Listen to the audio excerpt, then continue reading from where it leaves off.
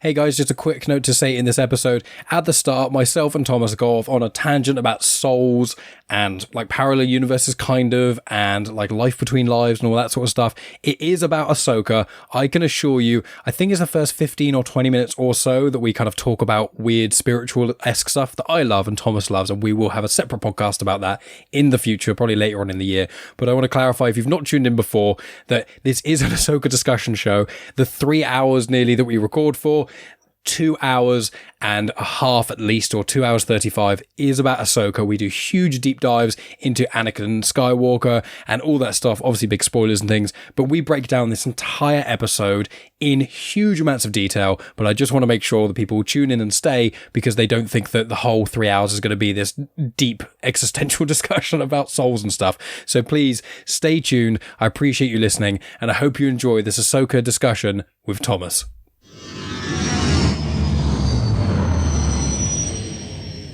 We are here for another Ahsoka discussion show. We're talking Part 5, Shadow Warrior, and I am your host, Mike Burton, host of Star Wars Comics in Canon and Genuine Chit-Chat. I consume a lot of Star Wars content. I read many books. I've read every canon Marvel comic, and I've consumed all the on-screen content. Usually when I'm with one of the guests, I get someone who's read or consumed a decent amount, but not usually quite as much as I have. However, this week, again joining me, because good old Thomas Rochester has to join me for one of the Star Wars discussion shows since we connected that first time, thanks to Tonya Todd. You have to come on there at least one time.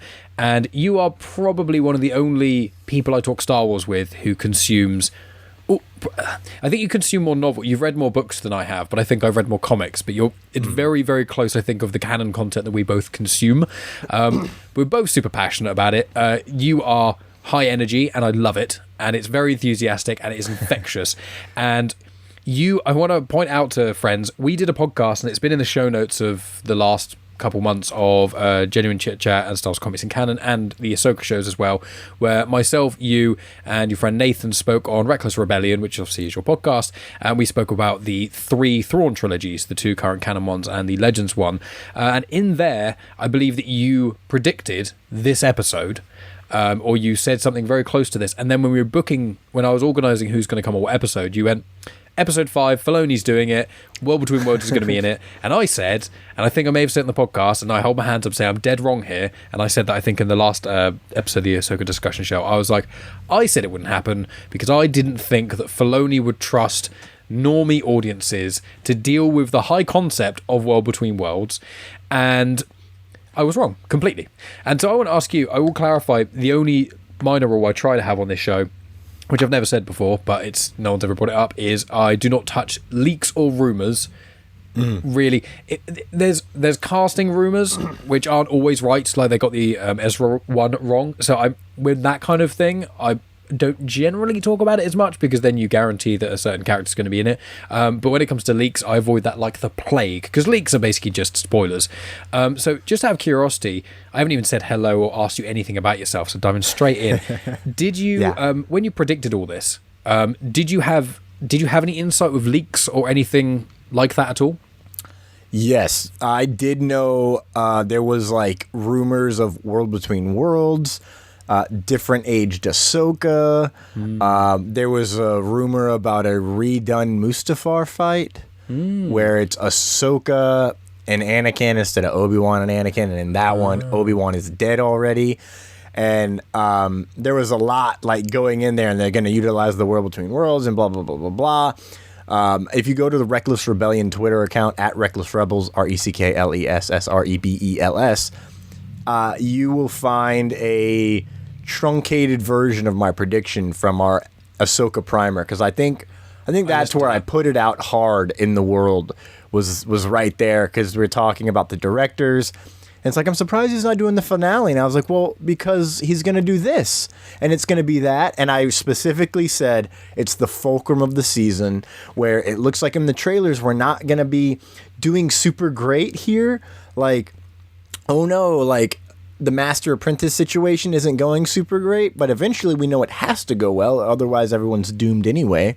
And this is the episode where it's the dead center of 7 weeks. We get 3 weeks this episode, 3 more weeks, and Ahsoka is going to go from like emotionally closed off maybe, and just like going through a lot of stuff, to becoming Ahsoka the White and up leveling to a new level. And Kleinfeld was like, get a new cloak. I was like, yeah, exactly. Like she'll literally become Ahsoka the White. And I've literally got written here Ahsoka the White as well. yeah, so do I. I have Ahsoka the White equals OG personality. Like that's my one note on that section. I've got the Gandalf thing, which is obviously, Gandalf Echoes died, even though he's never a mortal being, but he Echoes died and then came back, and it's like that's basically what happened here. Well, in the Force, you're also never a mortal being either. Oh, true. Nailed it. I'm in my bag. So I did know about some of the leaks and rumors, but once they announced Ahsoka and they showed the logo, and I was like, yes, that's World Between Worlds. That is some similar calligraphy going on, or symbol. Cartography? I don't know. I don't think that's the word. So, cartography, symbolism, people know what you're on about. Yeah. Hieroglyphics. It was the same hieroglyphics as I remember seeing in World Between World stuff of Season 4 Rebels. So I was like, oh my God, we're going to use the World Between Worlds. And they mentioned like, oh yeah, Thrawn's going to be in it. And I was like, oh my God, we're going to the World Between Worlds. Thrawn and Ezra are stuck there hanging out, playing pinochle. Very wrong about that. Super happy. We're going to another galaxy, the Milky Way galaxy, I'm calling it now. We are the galaxy they're going to, and that's why it's so far, far away. Oh, I'd hate. There's the one thing with Star Wars. I don't want them doing what they did in Legends. I don't want Earth to be a real thing. I don't. Wait. I like the idea that in Legends, there's only one or two really loose mentions. There's not like a big thing, but I think it's like it's mentioned. It exists in Legends, but I've not. There's like quite far deep cut Legends, but I don't want that. I like my idea of Star Wars, although it's in a galaxy far, far away, in my kind of own mind is almost like Coruscant is kind of what Earth, it represents Earth. It's like Earth in like, a million years or maybe less than that, but it's just like not really the center of the galaxy, even though Coruscant's not the dead center, but not really the center of the galaxy, but kind of like that's where people starting to spread out. So when you map something from a central point, it looks like that's the center because you're kind of spiraling out, whether or not it truly actually is the center. So I always liked that, and I know you were joking with the Milky Way thing, but I'm like, I assume this is another thing, because like in that Thrawn talk, we spoke, obviously you've read the Ascendancy trilogy, which I have not yet delved into, but I read the Canon Thrawn trilogy because you hugely recommended it, and thank you so much for that, sir. I think they're amazing. The comic adaptation was quite weak, and that's what put me off, and I read the comic adaptation. I'm glad I've got all the individual issues now, because they are worth quite a lot of money online. Not that I'm going to sell them. I said to Megan, I was like, I'm not going to save up for a pension. I'm just buying loads of Star Wars comics, and then things like I've got this Venestra Row variant cover of like High Republic 4 that I got just for the sake of it, and then Venestra Row's been confirmed in live action, The Acolyte, and it's like oh, suddenly that's worth loads of money. It's like, am I ever going to sell it? Probably not, but if that's kind of my idea. I buy all these comics and then maybe they'll be worth something, and then they'll mean too much to me for me to ever sell them. I feel that.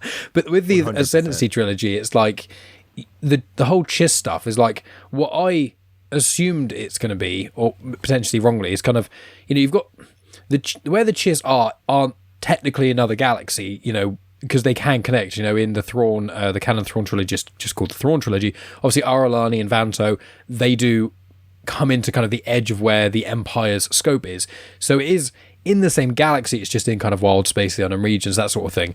But in my mind, I was almost like, how far are these galaxies? Like, is it really just almost like continents on Earth, which is like, walking there, the same as going hyperspace, would take you forever, but if you fly there, it will only take you a few hours. Is that what it's going to be like with this ultimate super hyperspace thing in the Purgil? Like, do you think the Chits, you think the other galaxy they're going in is going to be where the Chiss are, which for people listening, the Thrawn species? Do you have any theory, or is it going to be like this random destroyed world and the Chimera is going to be like the only thing about? Like, what do you think about that? I do not think it'll be where the Chiss are. If it is, I'll be mind-bogglingly astonished, to be honest with you. Because even the way that the imagery works in the series, it's like they've got all this big star map, and then really far away is that one galaxy. Yeah. So it seems like super separated, and that means, like, sadly, However, quick asterisk while I'm speaking, it does seem to point to the very edge of that galaxy, which frightens me because it is a spiral like the Milky Way, and I didn't know Earth was a real thing. I didn't know that about Legends. So now I'm like, oh God, are they going to bring us to Earth? Like that would fucking suck. That would suck. I don't think they will. It'd be like the bad version of Battlestar Galactica, where it's like, oh, we found Earth, and then it's like, this isn't really Earth. I just told everyone it was Earth, and then they land on a planet, like, fuck it, we'll call it Earth. That's great. If they had landed somewhere and it is Earth, but it's also like, oh my God. Never. Anyways, I'm not gonna go into a BSG rant, but I'm very worried that might be a real possibility. But it could be that these galaxies are so close together, and that the edges actually do brush against each other, because I have no idea how space works. I assume that there's just dead space until you get to another galaxy. I've not been there in this lifetime, at least. So it's a very real possibility that where they are is actually the edge of a galaxy, and the reason that it's hard to travel between the unknown regions and here is because of a breakdown of gravitational differences, because, each galaxy has its own gravitational wave. So if they are crashing, stealing some Marvel stuff, if they are incursioning on each other, it could lead to slight differences.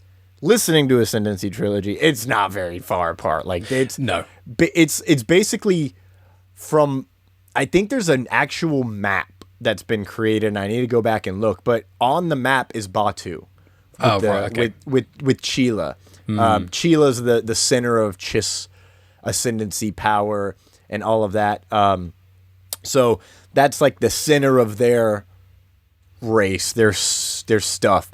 And then there's obviously quote unquote wild world out there, the chaos as they like to call it. Oh, love it. And on that map is Batu, because it's not that far away, and Batu, as we know, is like on the very edge of the galaxy, like past the outer rim, right as it bunches up to the unknown region. So perhaps that is there.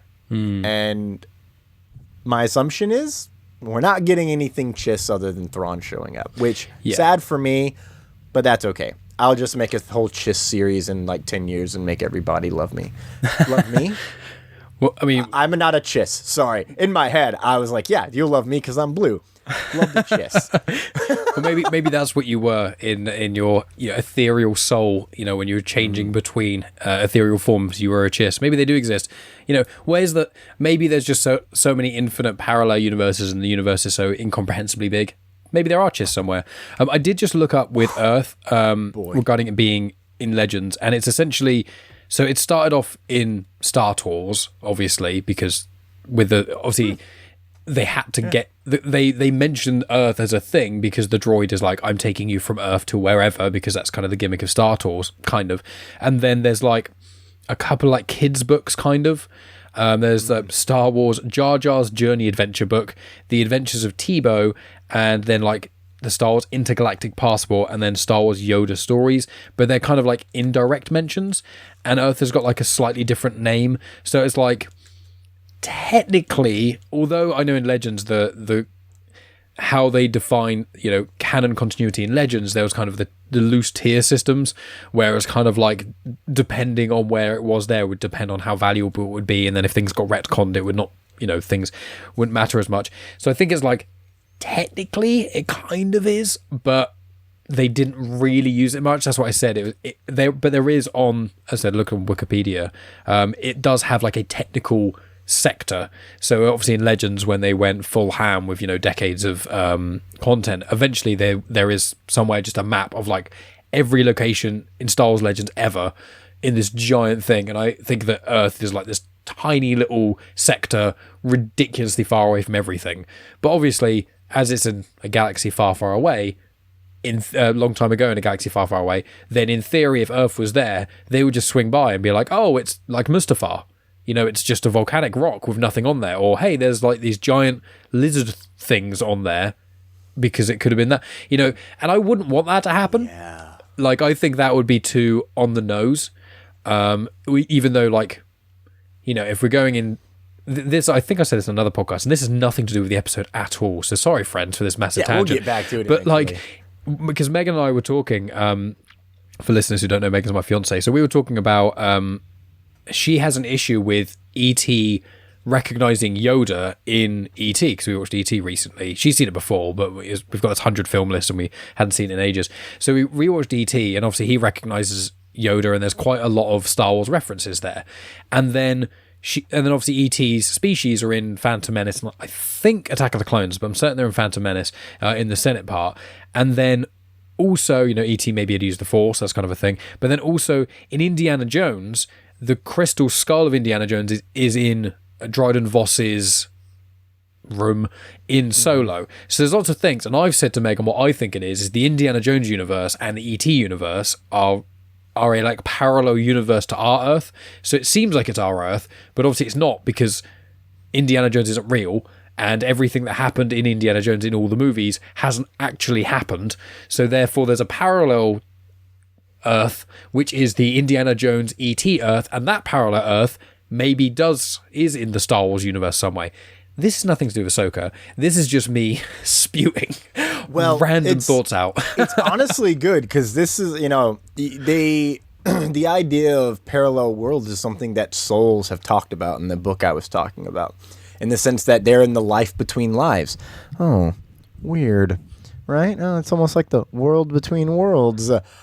I learned about this before I watched the end of... Actually, I think I read the book before Rebels even finished started season 4. So when they get to the world between worlds, I'm like, oh my God, it's just like, that's like the life between lives. I wonder how similar it is. Having listened to the book, I'm almost done. I have like 2 hours left in it. It's like 12 hours. And at a certain point, you're just like, my soul cannot handle the amount of information I'm taking on. So at a certain point, there's 10 stages of the afterlife before you reincarnate. There's a point where you can open up a door and travel to a place of space and time. So you're in a space, you're all souls, you're all colors and lights and energy. And then you go through a portal and you're officially in space and time. Time is now a real thing that you have to deal with. But outside of it, you're not in time. You are away from time. You are he who remains at the end of time, just watching over it all. But you can also go to different doorways, and those different doorways lead to different realities where life is possible and life exists. There are other Earths. There's actually, allegedly, in another reality, there's a planet really close to Earth that you can go live in. And I would assume it is just Earth in a different reality. And because it's in a different reality, it's created different ways. Inside of the world between worlds, you can go through different portals and you can change reality. If you change reality, it might destroy everything and create a paradox.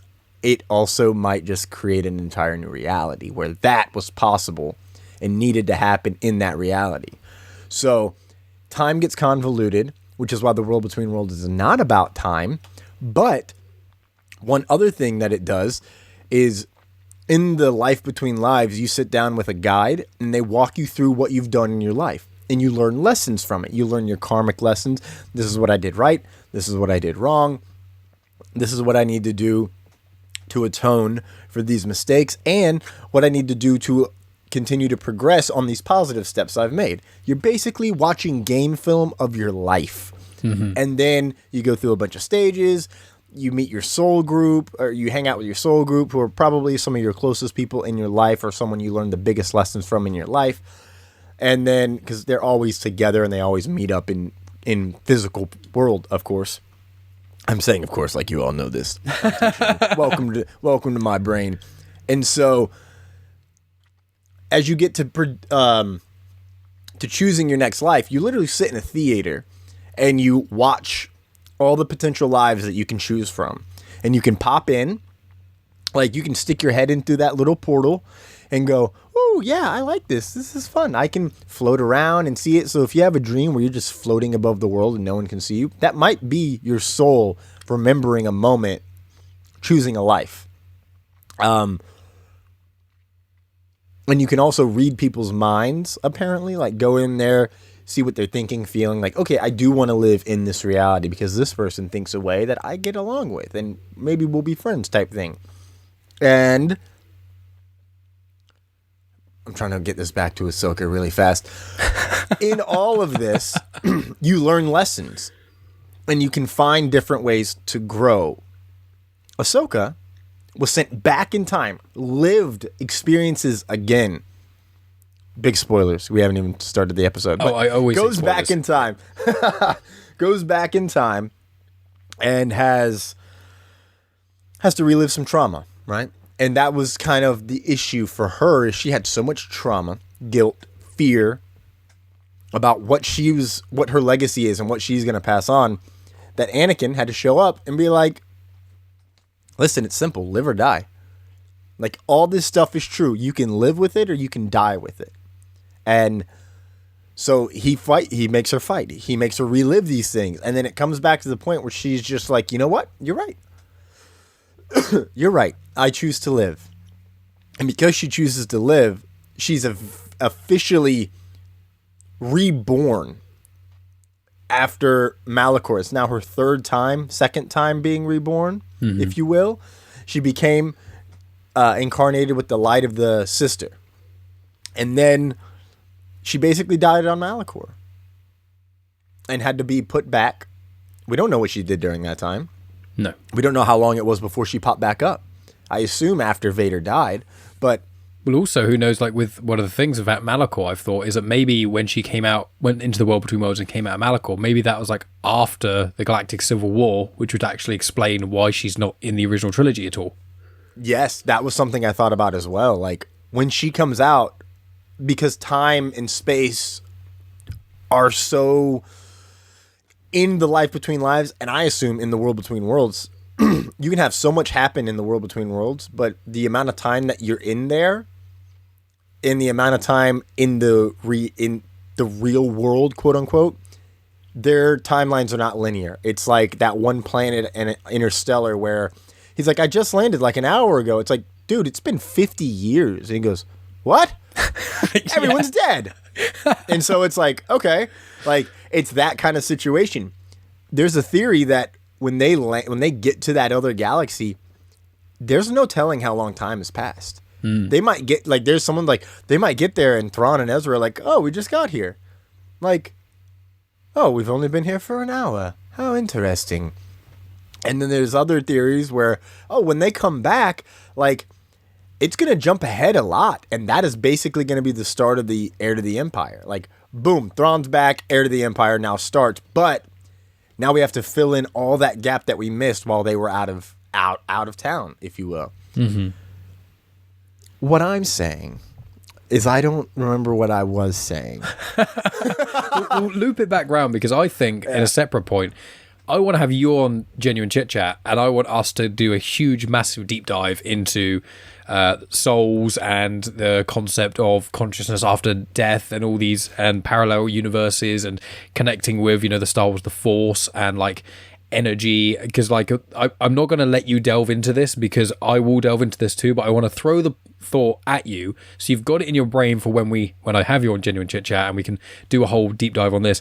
Is when you said about the reading minds thing, is that memories are literally just energy in your brain. It's just energy in your brain. Your brain, the way it powers is electricity, which is a type of energy. So it's like all memories and everything that makes you is just energy. So therefore an energy can never be destroyed, only ever redirected or retransferred. So therefore in theory one could read minds because it's just a type of energy. So if you can convert the energy in your brain to a different thing and then back, all that stuff.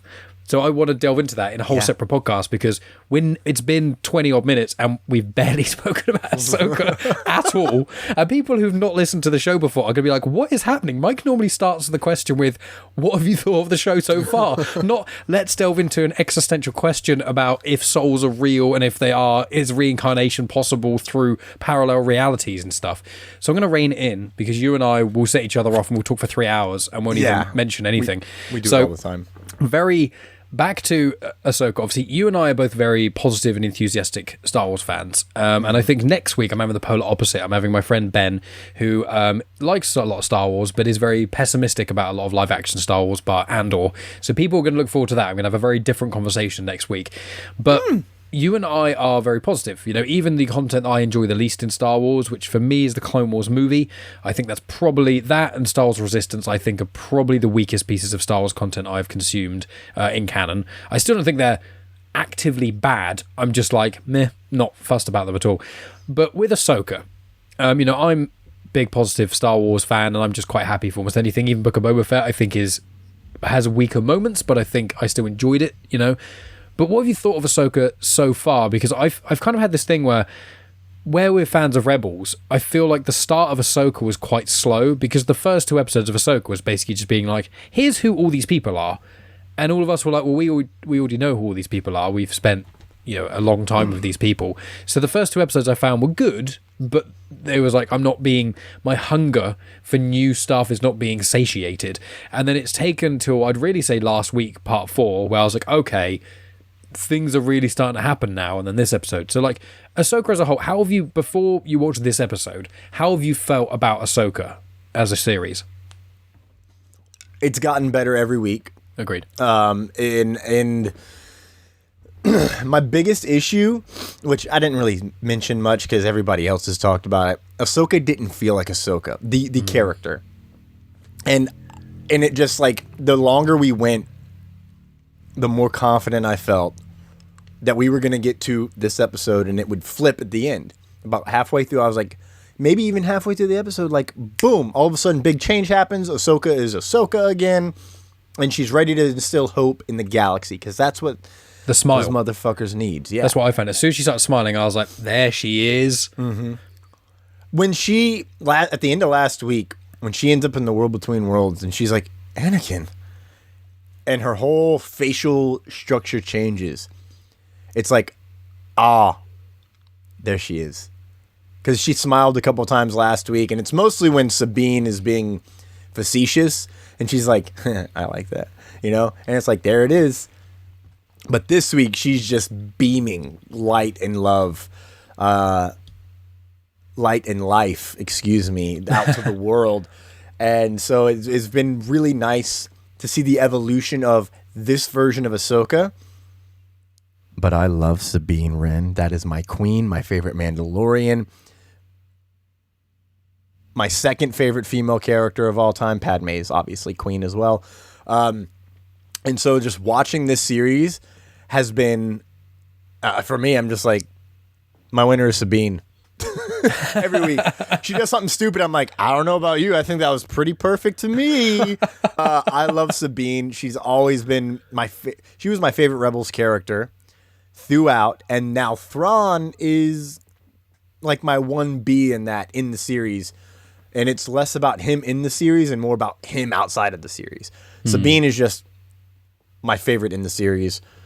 I obviously resonated with Ezra more, but I was also like in my mid-20s when that show came out. And I don't know. I didn't really vibe with the dudes, but Sabine's just rebellious, artistic nature. I'm like, that's me. Let's do it. So I've really enjoyed her. Hera has been... She has moments where it's like, this seems like... It doesn't seem like the same Hera. And then there's other moments where it's like, oh, that it's Mama. Like, there's Mom. When she interacts with Jacen, I think that's when we feel Hera. Yeah. Because obviously in Rebels Hera, she was... Well, the name Hera comes from, you know, the Greek goddess Hera, who's like the mother. The name Hera means mother. So it's like, in Rebels, she was like the mum of the Rebels family. Mm-hmm. And so in this, it's like she hasn't got a family around her. So she doesn't feel the warmth, I think, was the thing. And I love Mary Elizabeth Winstead, but like Megan said, that her biggest issue, she still, even in this episode, was like, she doesn't feel like it's her Hera. She's like, it just feels like someone cosplaying as a Twi'lek who looks like Hera to her, because she's like, I just don't feel that. And I personally, I understand where she's coming from, and I think Hera has been my biggest issue in the series, character translation wise. But I think part of that is because the Hera we met in Rebels, and this is a minor spoiler for Rebels, but it's said in this episode, so, you know, go watch Rebels if you haven't already, because it's one of the greatest pieces of Star Wars content in existence. But like, in Rebels we had Hera who was building the family, kind of finding herself to a degree, but she was very comfortable. And then obviously Jedi Knight happens, and then from that point she's so busy with Thrawn she doesn't have time to process the grief. And then we get the epilogue and it skips forward and goes, oh, she has a son now. And you're like, oh, cool. And now we're here 10 years after Rebel Series 4 ended. She's fought in the Galactic Civil War, in the comics and in Squadrons and things like that. She was basically, and in the Alphabet Squadron trilogy, which I have not personally read, she's like training up basically the Rebel fighters. She's the one who's making, because she's one of the greatest pilots in the galaxy. So she's training up the Rebels to make sure they can, fly and stuff, while also trying to take care of Jacen. So she's basically non-stop. She's had the grief. She lost her love, and then her pseudo son disappeared, and then Sabine obviously went off training with Ahsoka for an unknown period of time for a bit. And Sabine's always been quite, confrontational, but also takes a step back a lot of the time, and just kind of withdraws a lot. So then, and obviously Zeb's off doing whatever he's doing with the New Republic. So she's kind of just almost been abandoned by her family while dealing with a war. And then she's just only really had a few years of respite, maybe. But obviously with the New Republic and her being a general, she's probably got her hands full with the dullness of intergalactic politics post-Empire, and she's not a politician. That's Mon Mothma's ballgame, and Leia's very trained in it because of all her senator training. And Hera's like, I grew up in war-torn Ryloth, and then I was basically fighting the Empire while my dad was constantly being arrested and fighting the Empire on Ryloth. And then, pre-Galactic Civil War, I was fighting the Empire. Then there was the fight against the Empire. Then I'm raising a son. So I think a lot of it was her... I'm hoping a lot of it was her kind of just...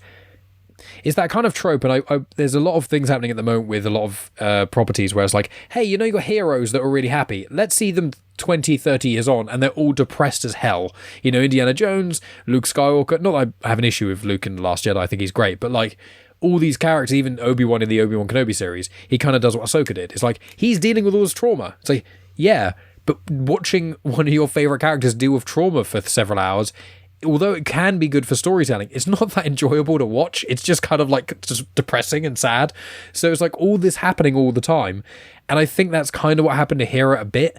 And I think now that there's hope again, maybe finding Ezra and Jacen's kind of grown up enough to, nothing against young kids, but a kid up to the age of like 8 or 10, like 8-ish, you're still really taking care of them, and you can have nice little conversations with a 6-year-old, but you can't really have like an adult. You can't talk like we're talking, really. You get moments of it. I've got nieces and nephews, and I know that you've interacted with young people as well in that regard, but it's like you can have a good time and you can talk to them about stuff they like, but you can't have an actual adult conversation with a child until they get to about 10-ish, and then they start to mature in that way. So I imagine for her, it's just the warmth of it might have gone because of that.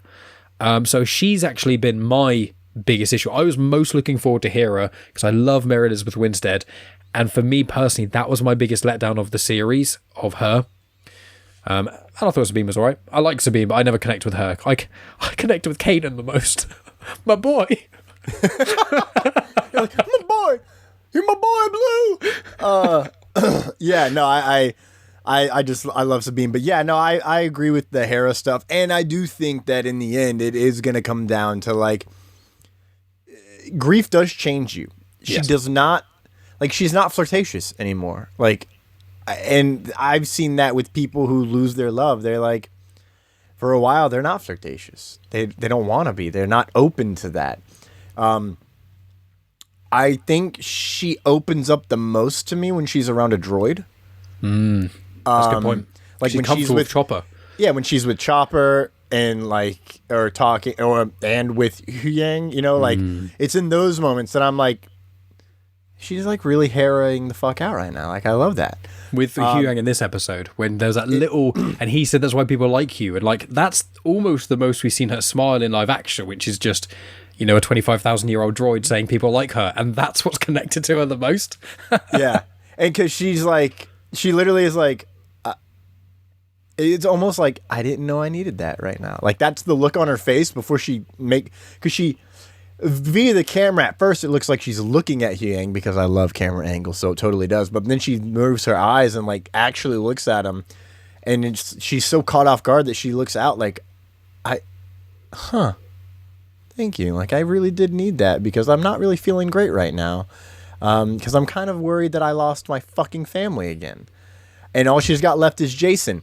And it's kind of a continuation of the same look she gave Jacen when he's like, the lightsabers, do you hear it? And she looks at him like, okay. And listens in, and then she opens her eyes and she's like startled, like frightened, but exhilarated at the same time. And it's like, all right, we got to do this thing now. We got to do the thing.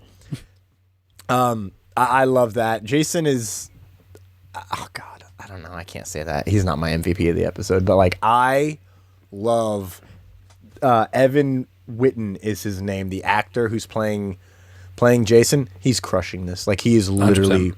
Crushing this. When he first showed up, I was like, oh, what a nice little Easter egg for us Rebels fans. And now I'm like, oh my God, you're doing the thing. Literally in the plot, it's before the title card. He's the last thing we see, I think, before the title card it's like they never listen. They never listen. Oh, David Tennant also killing it. And 100%. Then they show him and he walks away from everyone and just looks at the water like, what? Just like so confused, but like intrigued. And at that moment, I was like, oh my God, he actually might be force sensitive. He knows he's going to find Ahsoka. And I'm saying this to myself casually. And then all of it came true. And I was like, I'm really good at picking apart some Filoni shit. Because last week when he's like, Mom, I've got a bad feeling. I was like, someone's like, oh, you were one word away. Like you were just a couple words away from like really landing the thing. I was like, oh, I got a bad feeling about this. Like, yeah, no, I just thought he was force sensitive. And they were like, what? Mm-hmm. I was like, yeah, like the emotion he's projecting out is he was just hit in the gut with a feeling he's not truly felt before. Like out of nowhere, it's like, oh, Mom. It's like when you got to throw up. It's like, Mom, I got to throw up. Mom? Yeah. It's like, I don't feel good. Mom, help me. And he's like, Mom, I got a bad feeling. And I'm like, he's force sensitive. Watch. This week comes true. And they play across. First, they have like a loud. I need to go back and find the song from the Phantom Menace, but I think it's from Duel of the Fates. There's like a horn or like a. It simulates the like it. The lead in there, it kind of simulates that, transitions into Across the Stars, which then transitions into the Force theme. And that sequence, as soon as it starts, just listening to it, tears. When he closed his eyes, I was like, oh my God, he's doing the thing. He's reaching out with his feelings. Don't reach out with your hand, Ray. Reach out with your feelings. And his smile, like when it comes to hope in this series, I haven't really had it outside of Sabine smiling. I think that's just personal. I love Sabine. I would marry her. Natasha Liu Bordizzo is crushing it. And I'm like, I would do almost anything for that woman. And then little Jacen smiles and it's just like, oh my God, like, look at this little innocent kid. Like, he has no idea what's really going on around him. Oh, I want to be a Jedi. I know you do, Jacen. And it's like, you don't have the Force is like the energy I got. And now it's like, oh shit, kid's got the Force. I wonder if Hera knew. I always thought he did, but that was me assuming because I think there's in Star Wars, in canon at least, every single time we've had a child born from someone who's Force sensitive, they're Force sensitive. And that's, you know, some of that's from the comics and things, like the 2017 Vader comics. Eth Koth has a family, and Eth Koth's child gets hunted by the Inquisitors. And it's a Force sensitive baby, and it's like, I think I just assumed. Wait a minute. Hold on, real quick. Say that name again. Yeah, was it Iskatakaris? No. Well, yeah, that is So. That's in the 2017 Vader comics. So okay, yeah. So that the whole thing with Inquisitor Rise of the Red Blade, and I've just recorded a review of that actually. The whole epilogue, that's from the 2017 Vader comics. Yeah. So like my assumption with Jacen was just like, I don't feel like they would go through the effort of having a child of a Jedi and not have them be Force sensitive, because, you know, Luke is, Rey is. even though she's from a clone of Palps, so it's kind of a bit weird. But obviously Ben Solo is, Leia is. I think the degree of Force sensitivity varies. But what I really like about the canon is I love having Force sensitive individuals who aren't just Jedi or Sith. I know in Legends there was quite a lot of that anyway. I'm not saying it's purely for the canon, but Maz Kanata, one of my favorite characters in all of Star Wars, she understands the Force, she gets the Force, she feels the Force, but she can't manipulate it in the same way. And I feel like that's kind of what Sabine has. And that's with Jacen. I was like, oh, he can feel the Force, but again, no one's training him, really. And it's like, if you're not being trained in it, there's been... Luke says in the Rise of Kylo Ren miniseries, he's like, everyone is Force sensitive. It's just that certain people start with the door wider open than others.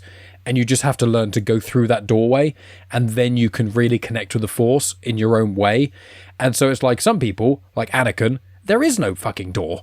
He's immediately ridiculously Force sensitive from the get-go. Kind of with Grogu and with Yoda and seemingly their species as well. But there's other characters that it takes more time and effort. Like Obi-Wan was never top of the class. He was actually was bottom of the class. He was like, there were points where they were worried he wouldn't even go through his Jedi trials he would never become a Padawan. He wouldn't get through the youngling stage because he was just so unimpressive.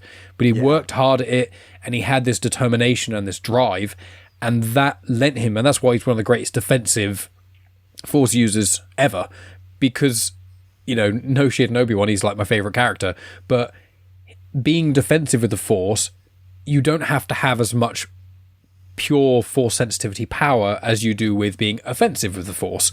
Being able to defend against someone with the Force is very different. If you have a shield, you have to be if you're fighting someone with a sword and you have a shield, you don't have to be as good of a swordsman as they are to defend against them. And that's kind of how I perceive it with Obi-Wan.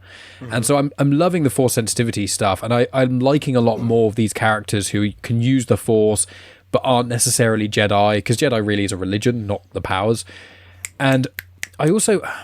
It's one of those things that the only thing that I have... And this is throughout Star Wars. It's an issue with prequels, because Ahsoka is a prequel series. It's a loose prequel to the sequels, and Heir to the Empire is going to be allegedly the big film that Filoni's making. So all these Mando series all connecting up to the Heir to the Empire film, which is going to be great. But my issue is just like with Jacen, because of the time of the sequel trilogy, Rey is said to be the last Jedi. And now, granted, you get Broom Boy, whose name escapes me, and there are other characters who can use the Force, but you don't... If there was another hope in the galaxy, because the Ghost shows up in The Rise of Skywalker, and I'm just like, well, what was Jacen doing? And I'm hoping that we just kind of get with Sabine and with Jacen, you're going to get these people, can use the Force a bit, maybe in a pinch, like Leia to a degree, but slightly less so, where it's like, oh, in a life or death situation, they could push someone out the way with the Force, or they could nudge something with the Force, but not like sit there and then make some ship float across a swamp, that the varying degrees of it. So I think with Jacen, I was just like, I'm liking more Force sensitives, but they have their own ways to interact with the Force. That's what I'm sitting with Jacen. That's what I really like about that. And I like that with me for Hera, I'm thinking one of two things with her hearing the lightsabers is either kind of tuning into Jacen's Force sensitivity, or even maybe because she's a Twi'lek with Leku, because Leku can feel vibrations in the air and can often Twi'leks and Togruta and other species that have Montrals or Leku and things, because Montrals Togrutas, Ahsoka and etc. have, they can feel vibrations in the air. It's almost easier in some ways to be Force sensitive if you have that extra appendage that has an extra sense to it. Force sensitivity is like another sense. So I like that element of having more characters Force sensitive, but not necessarily Jedi, because, there's often that thing in the back of everyone's head, which is, we heard Ahsoka's voice in The Rise of Skywalker, which heavily indicates she's dead. She may not be. They could easily make it say she's not. But I feel like I think she's going to be front and center. Luke's not going to really be an Heir to the Empire very much. Ahsoka is, and she's going to sacrifice herself to beat Thrawn, and that's going to be her story. That's kind of what I think is going to happen to her, because her not being in the original trilogy, you can probably handwave that away. But her not being in the sequels to such a degree that Luke and stuff are like, oh yeah, there is absolutely no one who can train you, Rey, at all. Everyone is gone, not even a hint of anyone. And it's like, you can't have Ahsoka around at that time unless she disappears again. Okay. I said a lot there. You did. And I was listening and absorbing Pass the baton to you. The last Jedi you are, is what they say to Luke Skywalker, right?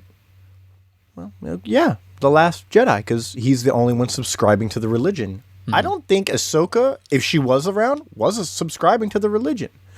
I don't think she is now either. So at the end, the last of the Jedi you are, basically, Grogu's not a Jedi because he didn't stay with Luke. Luke did all the wrong things that the previous Jedi. Avoid attachments. You're not allowed to have your friends and family. Wrong. It's learning how to emotionally detach when necessary to let go. Radical acceptance. It's big. You should go to therapy. Luke Skywalker, you should go to therapy. So I think that you can be trained in the Jedi ways without being a Jedi, and that anyone who is a Jedi won't consider you a Jedi, right? Dooku leaves, and it's like, but he's no longer a Jedi. It's like, no, but we respect him, is what they say until he becomes Darth Tyrannus.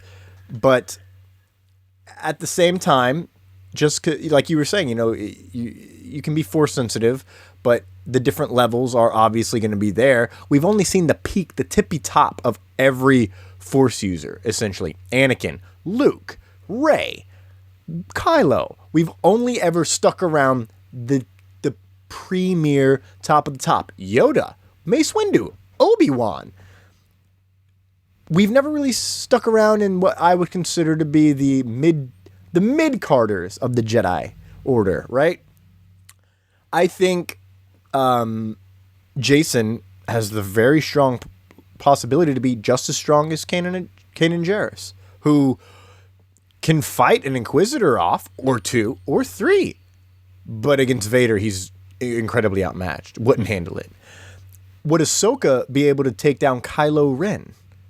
At her age? Probably not. And I think that's the key.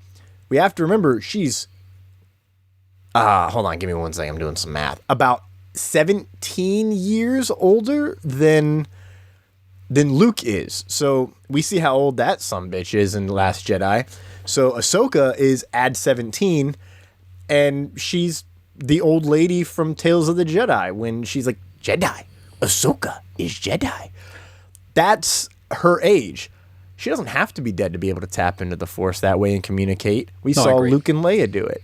So I think that she can be really old and just not be physically capable of fighting, or at that point, not want to fight. It's like, you know what? Luke's got this. Like, as soon as she feels Luke open up in the Force, because remember, The Force Awakens and Last Jedi happened, bam, bam. So by the time she could get anywhere, all of a sudden she'd be like, Luke, we're okay. We're okay. And she probably felt the awakening and is like, oh, you know what? I'll keep my eye out for this one. Grogu's not in the sequel trilogy either. But we don't know what that means. He's dead. And Kanan, I just called him Kanan. Jacen Syndulla, excuse me, I think is force sensitive, is a part of the probably not a part of the Resistance. And I also think Ahsoka could be in the Ghost with him. And that's why she's able to talk to him, to talk to Rey the way she does. And Dave Filoni has mentioned, he's like, well, I don't think you necessarily have to be dead to talk to them. I mean, yeah, we heard everyone else who's dead. It's insinuated, but not cemented. Exactly. So Dave Filoni's out here like, but then again, guys. And it's like, I think it was after Rise of Skywalker, he drew that thing of Gandalf and Ahsoka. And it's like, don't worry, everyone thought I was dead too. And it's like, hey. So I think that is where that force sensitivity is going to end up. And since we're on it, I think Ahsoka chose Sabine to be her Padawan because Sabine is not aggressively force sensitive, so she didn't have to worry about the dark side really coming through. She wasn't strong enough for the dark side to take over and turn into a galaxy-destroying being like Kylo Ren, like Anakin, like Luke had the potential to be. And I think that is a part of her intrigue when she finds out Jacen's here. She says it like a grandma. It's like, Jacen's here. And then it's, he's like, I heard you fighting.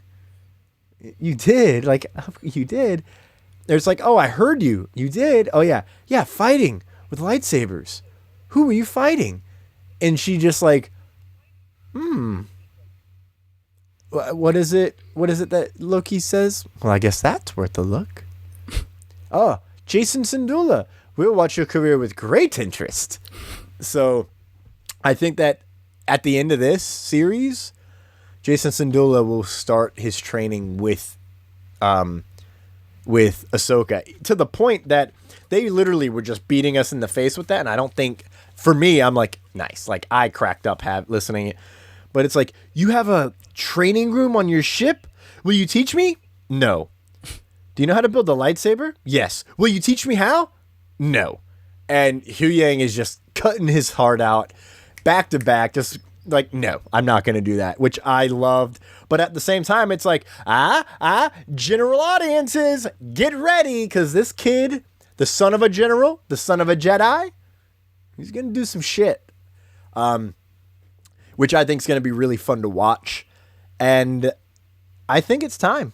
We've skirted around it without trying to, without planning.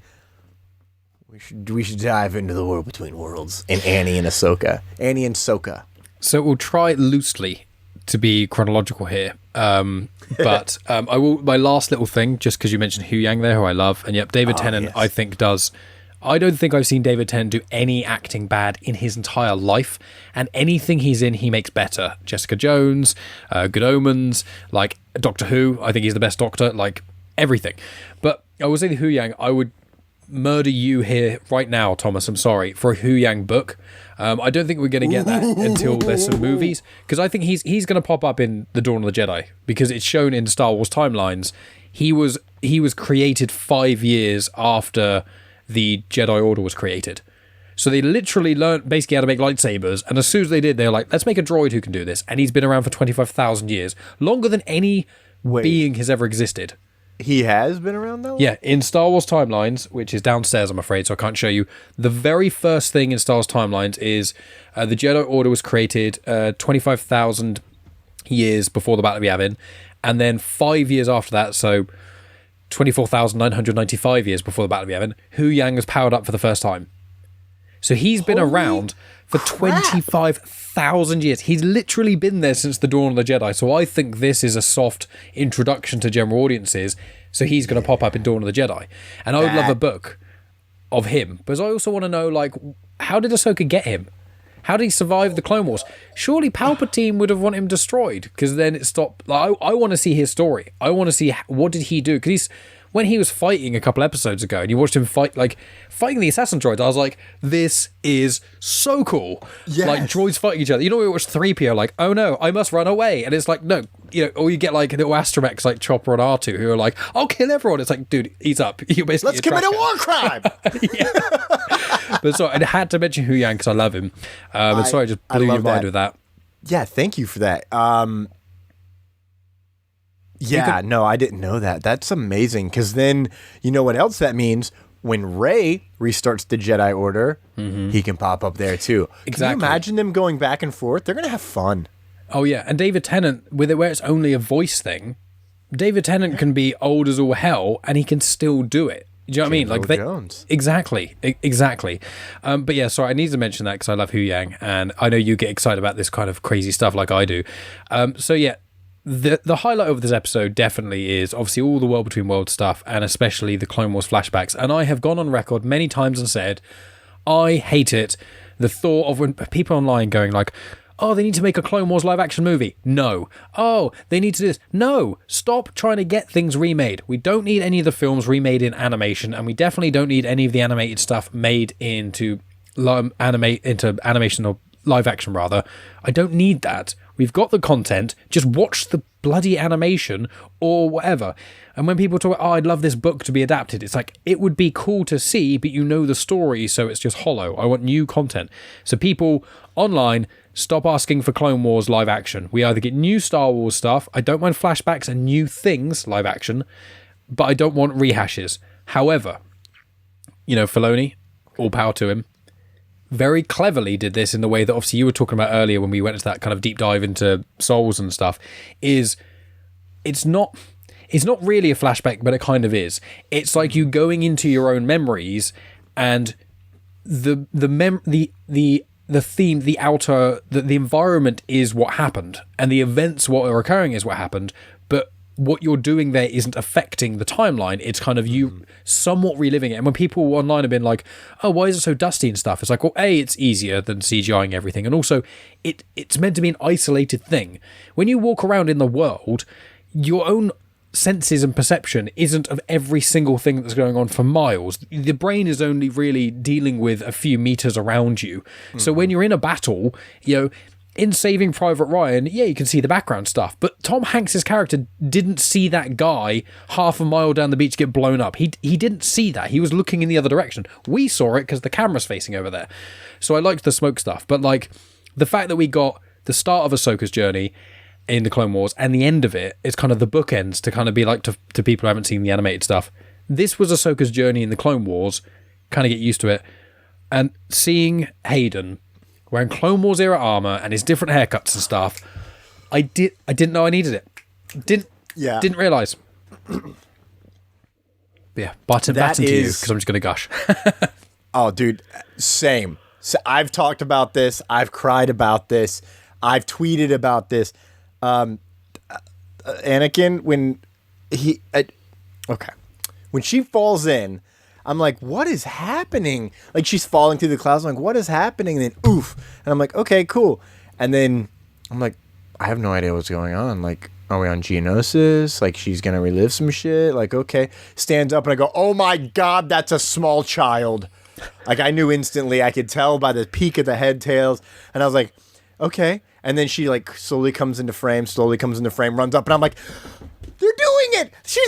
We're doing it. This is Clone Wars with the things and the stuff and the outfit. Thank God she's not wearing a crop top. What the fuck, George Lucas? Classic George Lucas, wanting brother and sister to kiss, wants children to be wearing no clothes. What the fuck?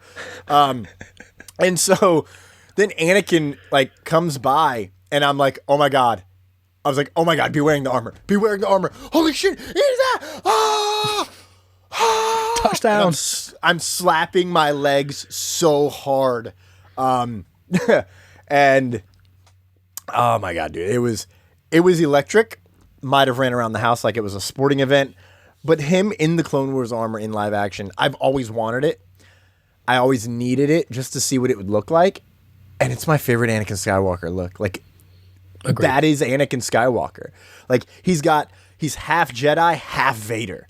In terms of the way his armor sits and the way his armor is made, it's made to look like Vader, because that's where he starts to take on that persona in a way, because of all the violent things he has to deal with, losing lives, telling, my God, that one guy, the spider from the Separatists, Jedi aren't supposed to kill. I have no such weaknesses. This is the start of that Anakin. Trench, I think, and it's a Harch is the species. Just I literally delved into that in the comic I've recorded of today, of a High Republic comic with a species of that, and I was like, what's this spider guy? And it's a Harch is the spider arachnid person. Sorry. No, that's good. That's good, because Admiral Trench, maybe Grand Admiral Trench. I don't think so. It doesn't matter. Stupid separatist losers. So like it shows up, and I'm like, that's my favorite. The way his hair is, and my favorite part is, I feel like they just took when they were creating him in the animation. They're like, what does Hayden Christensen's hair look like right now? Oh, let's do that. Why not? And so like I'm like, oh, that's not a wig. That's just his hair, bro. Like. That's my favorite. Like, it looks so good. The way he talks, because of his age now, it is Matt Lanter's voice. Like, it's deeper. And she's like, this is the Clone Wars. He goes, yeah, no kidding. What are we doing here? That's your problem. You still don't understand. What about my training? This is your training. Get it together, kid. And I love, and I've been in an argument all day about this, that first landing is Teth. And I say it's Teth because of the purple haze, the purple hue, and the trees in the background are similar to the ones on Teth, a.k.a. the Clone Wars movie. When they first meet, their very first mission to go save Stinky, the Hutt. Then it transitions, and I will argue till the day I die, it's a strong transition because she goes in, they both disappear, you get a whoosh, then you have a ting, like, I don't know, let's just say a Tibetan bowl. Listen, I know my soul shit, I know what I'm talking about. And then the sun peeks through, and there's no more hue, it's just yellow, and then you walk through, and it's now the yellow of Ryloth. We got the Twi'leks in the back. I love me Tweez, my favorites. And then they get ready, and he, they have that discussion of, doesn't it bother you? Of course it does. And it's like, but I'm teaching you how to be a leader, how to be a survivor. And that's what we have to do as Jedi. I think it's, listen, I'm teaching you how to lead, how to survive. And to do that, you're going to have to fight. And she's just not feeling it, not about it. And what I love is the very next line she says is that all I'm going to have to teach my Padawan someday? Do you even want a Padawan? What does that mean? Nothing. Don't worry about it. I'm just saying teaching is not all it's cracked up to be. Yeah? What is that? A joke. Are you joking at a time like this? You want me to be more serious? Like, I love that interaction. The Ariana Greenblatt, who plays young Ahsoka, and Hayden Christensen, chemistry, palpable energy between Hayden's the two. You can best tell. acting in Star Wars to date. By far. 100%. I never had a big issue with Hayden in the prequels as everyone else did. I will put my hand up and say he's definitely not the best actor in those films. I think Revenge of the Sith, he's great. I love him in that. Attack of the Clones, the dialogue doesn't help. George Lucas' direction doesn't help. But he's not the best, but he was never like such a bad actor. It took me out of it. But when you see him in this, you're like, oh no, it was a little bit wooden when he first interacted with Rosario Dawson in The World Between Worlds initially, but I think that may have now been intentional after watching it a couple times. But when you see him, as you say, interact with young Ahsoka, it's just the chemistry, and he's just so natural in it. And you're like, this is my Anakin. Like, Matt Lautner definitely carried the torch. And the funny thing is that people don't get is, visually, if I look at Anakin Skywalker, it's Hayden Christensen. If I hear it, it's Matt Lautner, because we only actually get, excluding recently with the Kenobi series and things, we only actually get probably on-screen Hayden Christensen, Anakin. If we argued he was in every moment of all the films, which he's not, of those two, that's still only like 4.5-ish hours. He's probably only on screen for 2.5 hours, maybe 2 hours in total. In the Clone Wars, bar a few arcs here and there, he's in almost every episode. So you do 4 arcs of the Clone Wars, and you've heard more Matt Lautner than you have seen Hayden Christensen. Yeah. So when it comes to that, I'm all with you. And what you said about his armor, like, naturally, people think when you think of Hayden Christensen Anakin, you think of Padawan whiny Attack of the Clones one, or you think Going Evil, all dark robes, Revenge of the Sith one. But as you say, Clone Wars era, like my favorite, like my Funko of Obi-Wan here, that noise I made was horrendous, and I'm sorry, friends. That Obi-Wan thing there, where he's got his robes with the Clone Wars stuff, and in Clone Wars Series 7, when you see it just before Ahsoka goes to the Siege of Mandalore, that's my favorite Obi-Wan, with the Clone Wars era armor on his wrists. I love it. And Hayden Christensen, like, he hit it out of the park, and I'm so happy he's getting his time in the limelight now, rather than people just hating on him. Same with Ahmed Best. But I've got to say, Filoni in the past, his directing hasn't been up to scratch, which, to be really, really controversial, following in George Lucas's footsteps, because George Lucas is not the best director. Fantastic writer, incredible guy for ideas, not the best director. Original trilogy, yeah. Star Wars is a great movie, but his wife helped him a huge amount in the original movie, and then the 2 subsequent films were directed by other people, and then the prequels were heavily flawed because it was unfiltered George Lucas, which he's amazing, but he needs someone to taper him back a bit. Same with Filoni. I found the Clone Wars movie quite weak. When he had time to kind of learn, spread his wings, and other people have more interaction, the Clone Wars becomes one of the greatest pieces of Star Wars content there is, same as Rebels. In this episode, I know everyone online's been saying it, but we can't not say it. the shots where it flashes and Anakin becomes Vader, those two times are two of the greatest moments in Star Wars of just the view of... It's so subtle. I know you hear the breathing and you see it and stuff, but like, you don't need it to be Anakin comes out and he fights Ahsoka as Vader. We don't need that part. But just that flash, just that thing, and the imagery there. Like, I want to know your opinion, because I've got some thoughts, but I want to hear, what do you think, like, what Anakin was in the World Between Worlds? What was he trying to teach Ahsoka? I know you said the kind of live-die thing, but, like, him just changing between the variations of himself, the flashes of Vader, the red lightsaber. You know, a lot of people were being like, oh, is he evil? Is he not? It's like, no, he's beyond that. He's not evil. He's trying to teach her a lesson. But what is your perception of that? What do you think about Anakin and the changes that we see visually and in his stances? What is he trying to teach Ahsoka, in your opinion? In short, radical acceptance. And I'm going to open it up deeper. It's to accept reality as it is, to let go of the past, embrace the Force for a better future. She's used the Force, but we haven't really seen her like become her OG OP self. And he's showing us and Ahsoka that her guilt and fear and trauma are holding her back, in my opinion. And she's actually not living at all. Once she fought Vader, like when she's in Rebels, until that moment, she's Ahsoka. And then she fights Vader and realizes that, like, oh my God, like, the guy I looked up to, who trained me, has been slaughtering people this entire time, and I didn't know that was him. Like, oh my God. Like, it's traumatizing. It's like finding out your father's a serial killer, right? Like, it's going to fuck you up. And, wow, that was so dark. But it's true. Everything I just said is true. I mean, Vader's worse than a serial killer. The worst serial killers in history have only killed normally tens of people. Vader's massacred, but by his own hand, hundreds, and that's just in the first few hours of Order 66. And that was mainly children, let alone post-Order 66, all the humans, all the non-Force sensitives. I mean, Kenobi series just walks down the street just cracking people's necks and stuff, and it's like, he is like Palpatine, is responsible. He's the the space Hitler. He's the reason that Alderaan blew up and all that stuff. But Vader, with his own hands, killed more people than probably anyone in Star Wars potentially ever.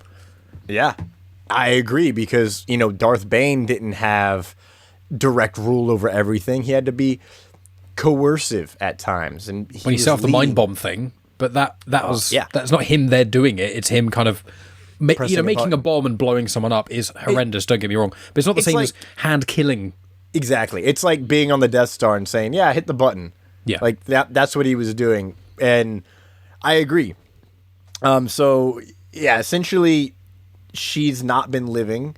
She's been traumatized, and she's hiding from her past and avoiding a real future. At the end, I really think it is, and it ties back to the Tales of the Jedi, where he's like, I have to train you. In this, he says, I'm teaching you how to lead, how to survive, and to do that, you're going to have to fight. How to lead, how to survive, to do both of those things, you have to fight. Right now, she's not leading. She's kind of surviving, but she lost to Balin's skull, because she wasn't focused on the task at hand. Her task was just like, get the map, get the map, get the map. She could have beat Balin, I think. Well, she was beating him till she grabbed the thing and then got distracted. Exactly. So she got off task, and she didn't really want to fight. She wanted to be a diversion, I think. But to live is to fight, and to fight for good. And she learns that she's a part of a legacy. And she mentions like, oh, will that be what I turn mine on? And she even says, actually, because he says, within you will be everything that I am, all the knowledge I possess, just as my master taught me and his master taught him. You're part of a legacy. And her response is, my part of that legacy is death and war, which is a slight variation of what Baylan Skoll said the week before. Your legacy is death and destruction. So, like, she's literally just repeating other people's shit back to him. And he's just like, dude, come on. And I mentioned earlier, she took on a Padawan only to abandon her. Like, that's not Ahsoka. That's not the Ahsoka we know. So this episode is, or that lesson is, you know, she had to find a way back to herself. To stop fighting is to give up and ultimately die. So that was like the whole lesson. I choose to live, right? It's like, it's one of those things where you might, it's like you're having a near-death experience or having someone near you die where it shakes you to your core, to your soul, and you're like, I gotta do better. I'm not living my life. I feel like I'm just going through the motions. She was going through the motions. And it took reliving all of her genuine trauma. She was fucking like 13 years old or so when she started fighting in a goddamn war. Yeah, like 14 max, and then by the end, I think Siege of Mandalore, she's like 17-ish. And it's like 17-ish. not even 18 years old, and literally having to kill grown adults with a sword, basically, and took down Maul. Exactly. At 17. I could barely go to school on time. I mean, Obi-Wan kept losing against him, didn't he? Obi-Wan fights him in the Clone Wars several times and doesn't win most of the time. The first 3 times he fights him, he just gets destroyed. It's only towards the end he kind of beats him. Yeah. But Obi-Wan, I think one of his flaws is kind of what Ahsoka has. He's so desperate to not kill people. I mean, Obi-Wan, you know, I love, again, Obi-Wan, one of my favourite characters ever. He's one of the reasons I clung to Star Wars, Yui in the prequels. But when you delve into Obi-Wan's failings, like, he literally could have killed Vader now twice in the canon, and he didn't. Yep. For what reason? Because he just didn't really fancy it. It's like, come on, I want to be a good boy, you know, I want to be a Jedi, I don't want to kill someone in cold blood. It's like, it's Darth Vader, right? Mustafar, you should have killed him, but okay, you get a pass, I kind of understand. In Kenobi, you know, the end of, obviously we know that he couldn't have killed him in Kenobi because of obvious reasons, but like, in that show, he literally has Vader on his knees, ready to die, and he's like, yeah, I'm not going to kill you now, I'm just going to leave you here. And it's like, I hold, much like I hold Batman responsible for the people that Joker kills in many iterations. You give people a chance, you know, you want to try and make people make amends or not kill someone in cold blood. But when you've had someone who's a mass serial killer, who's killed like hundreds, if not thousands of people, and once your friends. Yeah, exactly. When you then have the opportunity, you know the only way to stop them is to kill them. When you don't take that chance, especially more than once, you are then culpable, in my view. That's my, you know, that's why I wouldn't be the best Jedi. I remember when I was young, I'd be like Obi-Wan. I was like, I would be more like Anakin. I would like to think I wouldn't. I don't have such weaknesses. Yeah, I would definitely. It's like one of the beauties of Clone Wars is, as you said earlier on, and it shows it so subtly in certain ways, that when you watch Anakin walk off into war, one of the first battles we see him fight in the Clone Wars, and that shimmer of Vader, and as you say with his armor, he learns in the Clone Wars, probably because of Palpatine as well, that when you use Force, and when you think about the greater good, not about the little people and saving that child over there, when you think, oh, should I save the child or save the city, you know, they do try and do both, but in war, unfortunately, you can't save the little guy every time, because, you know, you could win the battle, but you lose the war. And Anakin learns in the Clone Wars, one of the most iconic, for me, one of the most important scenes in the whole of the Clone Wars is when Anakin, along with Mace and Yoda, push into the mind of, I think it's Poggle the Lesser, and I think they do it to Cad Bane, when he tortures Poggle the Lesser, but in Cad Bane, they like basically do a Kylo Ren on him, where they basically say, oh, we want none of this information, and Cad Bane's like, no. So they're like, okay, we're gonna basically torture you and pull it out of you. It's like, that's what that's what Darkseid users do. But that moment where he's like, he realizes in the Clone Wars, whenever he goes beyond the limits of the Jedi, that's the only real time they win the wars, because Dooku and the Separatists don't have these honor rules. They will murder civilians to win a war. And Anakin realizes throughout the Clone Wars that, yeah, if I stick to the Jedi teachings, I wouldn't get this. I wouldn't be able to save Ahsoka in this way. the whole Clone Wars arc of the bombing temple arc. That stuff, he goes against all of the Jedi to save Ahsoka. His entire life in the Clone Wars is literally going against Jedi teachings and succeeding, and then being congratulated by the Jedi while also being like, you shouldn't have done that. But because you did that thing, you actually succeeded when no one else could. And it's like, imagine being in that scenario, disobeying everyone who ever told you to not do something, getting the results, being congratulated for it, and then being told off for doing that thing, and then just doing that over and over and over again. Yeah. It's just maddening. Incredible. It's maddening. And that is why it's important to note, like, the emotional response to war is very different for Anakin and Ahsoka. Anakin relishes it. He enjoys the battle. He enjoys the chance to challenge himself.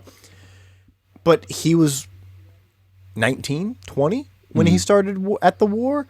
And, Ahsoka was like 14 years old. And they are very different people. And it changed them in very different ways. She was training younger than him as well. She's in the Jedi Order from the age of like 3 or 4. He was over like 10. Yeah. So she's actually had more Jedi training than him as well. Exactly. He's just so fucking OP that what are you going to do? So from there, and I think those shots, by the way, the first one is absolutely her trauma. Because if I'm not mistaken, it's the second location from Ryloth, if I'm not mistaken, is when that happens, right? The first, I think so. Yeah, because we're at Teth, and then they run, and we follow Ahsoka through the smoke, and then we're on Ryloth, and then it's like, we got to move out. Let's go. And she watches him walk away, and I love how Anakin holds a saber. And the thing that I love most is I didn't realize that that's always how Anakin held the saber. And I've been holding sabers and swords and staffs that way my entire life. Just open, out to the side, cocky, like, come on, let's go. Every time. And I noticed it in this episode. I've been watching Star Wars for how long? And I just now noticed this? Come on, Thomas. And I'm like, holy shit, I am Anakin Skywalker in a way. But there's also another lesson which I'm going to try and remember to touch on. And I don't think it's so overt, the lesson itself. But we'll get to that. So we go to Mandalore, and first off, zero expectation that we were going to get that live action. More DeLoreans in live action. Never thought that was going to happen. Oh my God. Mind blown. Legitimately, I don't remember how. I was like, oh, blue sabers, and then going, and then I was like, is that a Mandalorian? And then she does something, and I'm like, this is the power! And I turn around, my roommate's brother's playing video games, and he just looks at me with like a, okay. Because I have noise-canceling headphones on every time I've watched this episode. I'm like, I'm going to live inside of the Star Wars. And I can barely hear myself while I'm yelling because it's that good. And you've heard me on this show. I'm loud. So they do that, and I just love how Anakin, and my favorite thing is they go with the clothes that they were wearing at that time in the timeline, which is awesome. And he's like, I don't remember this one. This is the Siege of Mandalore. This is after you'd already left. And it's, he says, oh, it looks intense. It was. I'm proud of you. You finally become what I was training you to be. A warrior. And she's just like, is that all I am or whatever? And they go through it, and he's like, I've taught you all the things I know. And she's like, yeah, but, you're dangerous. And my favorite thing on the internet right now is she calls him out for becoming Darth Vader. You're more dangerous and powerful than we ever imagined. Is that what this is about? Yeah, you slaughtered younglings, and we're just going to sass our way through it. TAM, man. Total Anakin move. I love it so much. So in character for him. And then I love how from that moment, he's just like, you've learned nothing. Back to the beginning. Pulls out his lightsaber. One of my favorite lightsabers I ever had as a kid. Anakin's hilt, clear, changed from red to blue. And they finally made that in canon. This is it's real. It's a world between worlds, but it's real to me, damn it.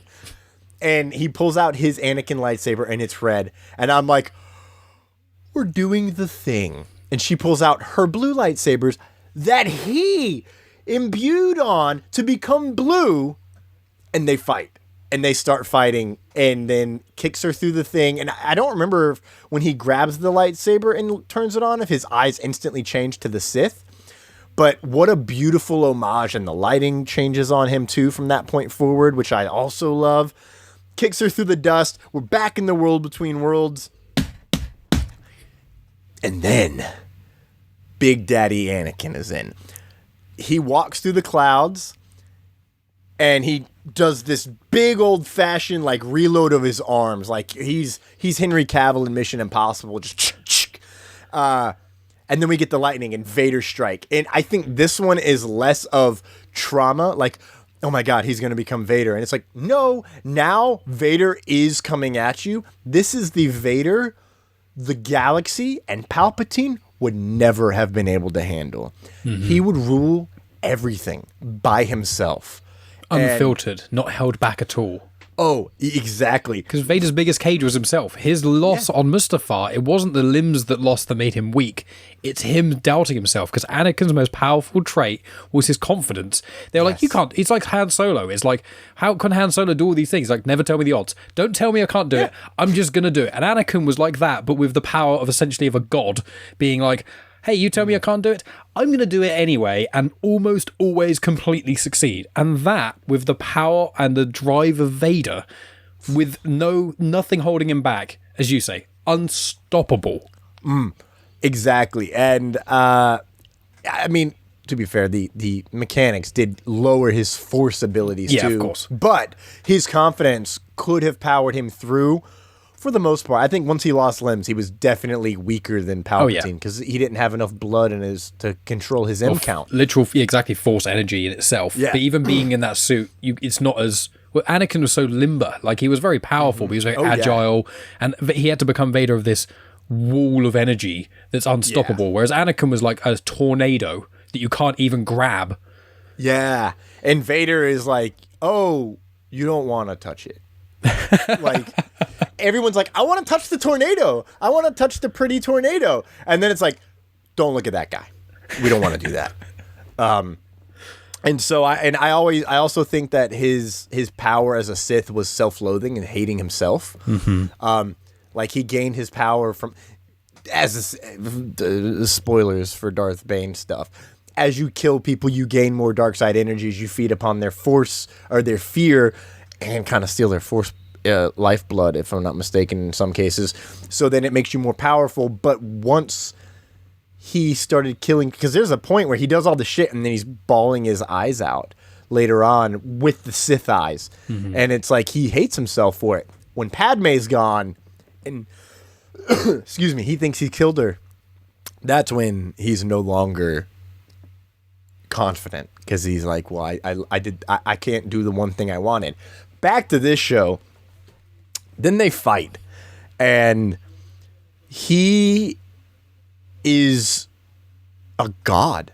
There's no chance in hell that Ahsoka could beat him, in my opinion, in this. And when they fight, in the Vader, he starts pulling out specific moves that he used a lot in Revenge of the Sith. Like, which were more aggressive tactics than we've seen at other points that he's been lightsaber dueling. He does his classics Anakin spin with the saber, right? Which everyone knows how to do now. But it's when he becomes Vader that his fight choreography totally changes really fast. The way he played, the story told via the way he fights is amazing. He starts out just like, you know, whips out the lightsaber. It's like, to live or die. I'm not going to fight you. I've heard that one before. Amazing. Lost my shit. Totally lost it. And then he like wields down and forces her to pull out his blade, and he instantly just smirks like, we're doing this. They fight, and he's taking it easy. He's pushing her, pressing her, pushing her, forcing her. Like, I'm needling you. Come on. You can do it. You can do it. You can do it. Pushes her to the point that she does that amazing acrobatic kick and hits him with I guess you don't have anything left to teach me. And he goes, I haven't taught you everything. The smirk on his face is that shit-eating grin he gives Padme, and another grin he gives later on in Revenge of the Sith. His face is so thin and like sculptured, but then when he smiles, he's just big chipmunk cheeks, and it's like, that's like true Anakin right there, is when he smiles. So his fight changes there. Then in the Clone Wars at the beginning, he's very defensive. We only see him in defense. Then we don't see him fight again until he fights Ahsoka. And that's the Vader, aggressive, reloading his arms like he's fucking Henry Cavill. And then they keep going, and he's like, fine, you choose to die. Kicks the sabers out, wields a couple different times, and she pulls the saber. And throughout this whole time, I still don't think Anakin's going all out. No. Right? I don't, because if he was, he would literally just slice her in half. Yeah. But he's going through it. She gets the lightsaber, and this is the final lesson that I'm about to get to. She says, I choose to live, throws the lightsaber away, just like Luke Skywalker, chooses to no longer fight him, but live forward instead. And Anakin Skywalker proves why he's the chosen one here. As he steps back, and the more he steps away, he looks at her, and he's just like, in a way, he looks a little sad, like, damn it, I really enjoyed this fight. But then he gets like a really accepting and loving look on his face, like at peace. At peace a little bit, still with Sith eyes, closes his eyes, breathes it out, opens them up, lets his emotions go. That's the holding on to attachment that, excuse me, the Jedi weren't good at. It's your emotions. You're not supposed to be attached to your emotions. People, yeah. Your emotions to them, no. That's where shit gets bad. Radical acceptance. I'm really listening to a lot of good podcasts and soul shit. So radical acceptance is the key here. He opens his eyes and they're blue. He's Anakin Skywalker again. He has complete control over turning on the full dark side energy within him without restrictions, and putting it away entirely and having all good without restrictions. And that is why he's the chosen one. And I think his lesson here is, I've taught you the dark side. I actually have. You must accept that. It's okay. Because she it's subtle. It's very subtle. So if you're not looking for it, you won't see it. When she gets that red saber and she puts it near his throat, and he like hesitates, and then she nudges it forward a little bit more. Like, I'm going to do it. And then she's like, you know what? I'm not going to do it. I choose to live, because she gets it. Oh, you did teach me the dark side, and I can harness it to win a battle, and I can still choose not to kill if I so need to. But I can also choose to end it as necessary, because it's okay. It's not okay to kill, but sometimes when you're protecting lives and you're fighting for a good cause, you have to. And that's unfortunate. But you have the choice on how you handle your emotions from that point. And that is like the cherry on top of the to live is die, is that, oh, I can actually control myself this way. And I love Anakin Skywalker. And I will forever, I always question the chosen one thing, because it just we didn't see it, and it was never explained well. Misread the prophecy may have been. So it's always like, oh, it's up in the air. This was like, oh, that's why he's the chosen one. Like, he can control the light, he can control the dark, like the Father wanted him to, but instead of doing it with his son and his daughter, he's doing it within himself. And that is so much more powerful than anything.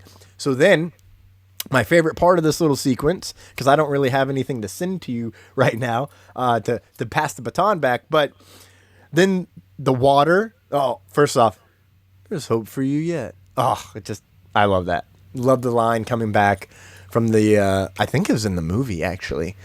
The water starts rising, and it comes up, and we saw her baptism by fire as a Padawan in this episode, in the Clone Wars, and this is her baptism by water, her rebirth as Ahsoka, the Jedi. She may not subscribe to the Jedi religion, but she is straight up a Jedi at the end of this. For lack of a better term, as we know a Jedi to be, is what she is. Whether she lives or dies at the end of Thrawn, who knows? But Luke lived in the book, so, I think Ahsoka could live as well. I agree. We went through a lot there. Well, you went through a lot. I haven't even said my interpretation of it yet. Go off, King. That wasn't a slight. That came across much more passive aggressive than I meant it to be. I was more of a jovial thing. That's why I'm just telling you, go off, man. I'm ready. Like, it's one of those. Pretty much everything you said there. Like, you said a lot of very interesting points which I hadn't specifically considered, and it's really, really interesting.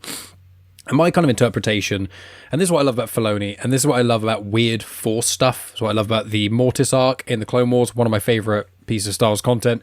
World Between Worlds, same. Like, I love crazy, weird, mental Force stuff. In the Clone Wars, when Yoda goes off and meets Qui-Gon and all that stuff, the weird wheel creatures things, a lot of people hate that weird stuff. I love it. So with me, I think, I won't repeat certain things, because there's certain things you said that I definitely agree with and whatnot. But for me, I interpreted it as, with Anakin, Ahsoka has to accept Anakin as what he is. And what Anakin is and was is both the dark side and the light. She was only trying to see him as the good, air quotes, Anakin. From her leaving him in the Clone Wars, there was a big gap, and then she fights him as Vader. And for her, she still was thinking that she still can't accept the fact that Vader is Anakin. She still has the separation. She left Anakin, she fought Vader, and that's it. And they're two different people. And I know there's a lot of ideas online that Vader and Anakin are actually different personalities in the same thing. I don't subscribe to that. They're the same person. I think in canon especially, they're doubling down on that idea that they are the same person. A lot of Vader stuff is about desperately trying to get Padme back, even though he can't, and that's his eternal struggle. And that's why he can never fully reach his full potential, because he was hanging on to these things that he can never change, which was part of Anakin's fault anyway. But I think that Anakin and the red lightsaber and those changes and things was showing that what she has to learn from Anakin, she has to learn from all of his mistakes and also all of his the things he did well. He was one of the greatest Jedi ever. Yeah, he was a warrior. Yeah, he taught her to be a warrior. But she's hyper-fixating on one thing. He's like, yeah, I trained you to be a warrior. What, you only trained me to be a warrior? No, I didn't say I only trained you to be a warrior. I trained you to be a warrior and also a leader and also a Jedi. And, there's all these other things like improv. And also, Anakin tried to teach her like everything beyond the scope of what the Jedi would be, which is why Ahsoka is one of the ideal embodiments of what the Jedi teachings are meant to be, because the prequel era Jedi got too bogged down in the doctrine and essentially the rules of no attachment, you have to do this, and obviously the High Republic is leaning into why they did that, why that happened to them. But it's like, being a Jedi isn't just about no attachments, meditating in the Force, and not feeling bad energy. It's not about that. It's about making the right decision. It's about killing people if it's necessary, not out of hatred. You don't kill someone because you hate them. You kill them because there's no other possible way. And if you don't do this, like Obi-Wan didn't, the ramifications of it are so beyond what you can understand. And I think part of the lesson he's trying to teach her, and this leads on to the Ezra theory that Ezra might be bad, which I'm still on the fence about. But like, she's going to have to make a decision, which she was trying to tell Sabine to do, and she was acting like it was an easy decision. And he's trying to show her there's a decision she's probably going to have to make in her life, which she couldn't do with Vader. I mean, granted, when she fought Vader, I'm dotting all over the place, but in Rebels, she tried to fight Vader, and she lost.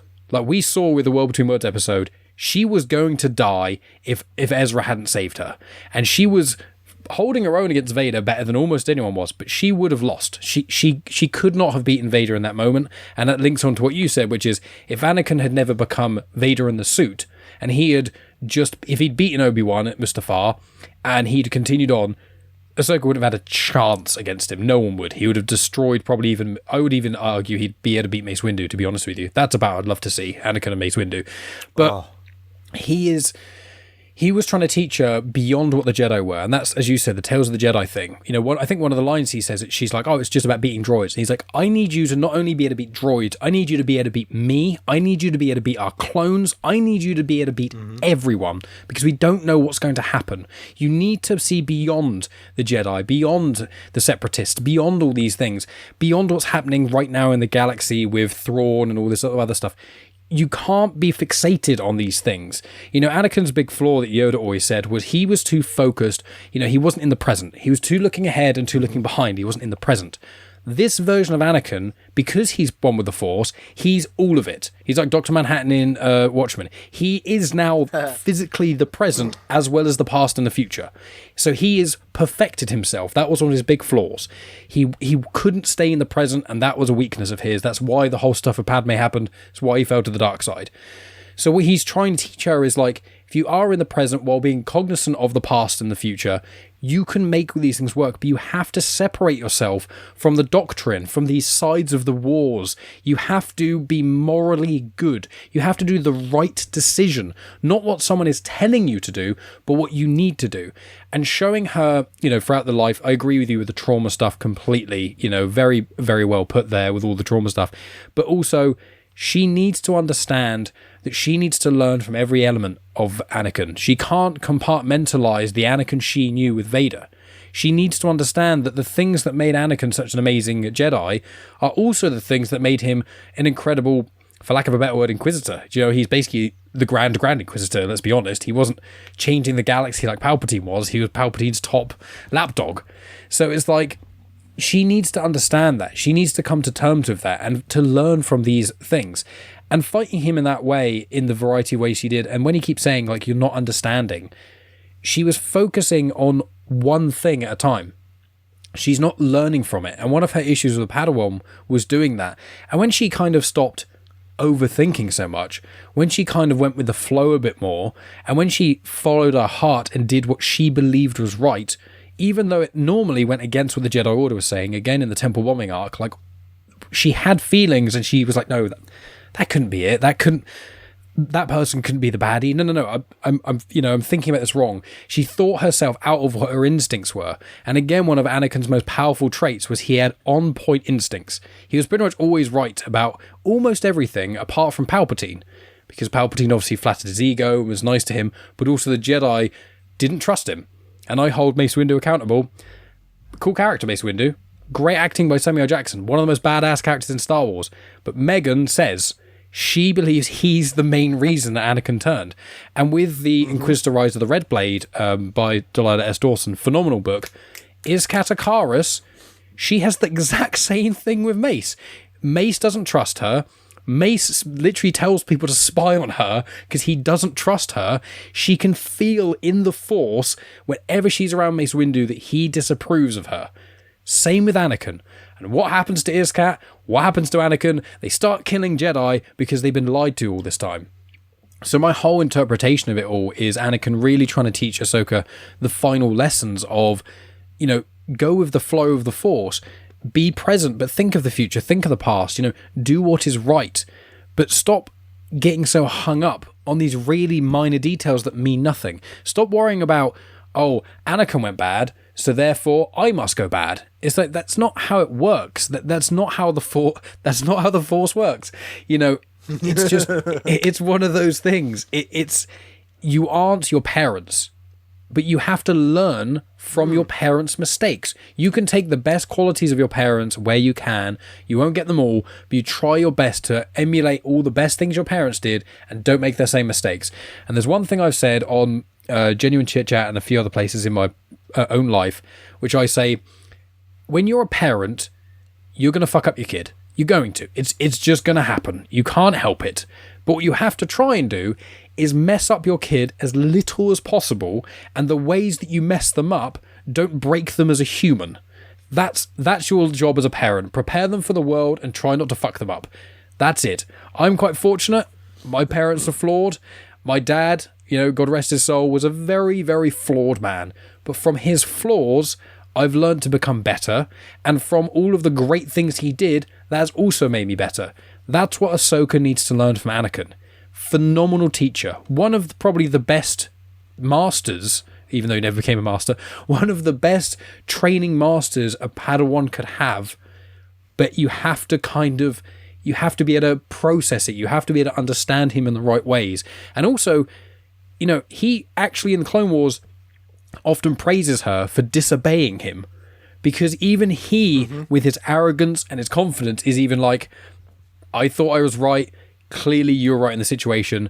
At the end of the day, you succeeded here. I'm congratulating you for that. Whereas the Jedi Order would still, bring you up on it and still punish you, even if you are right, because the Jedi are about following the rules, not about doing the right thing.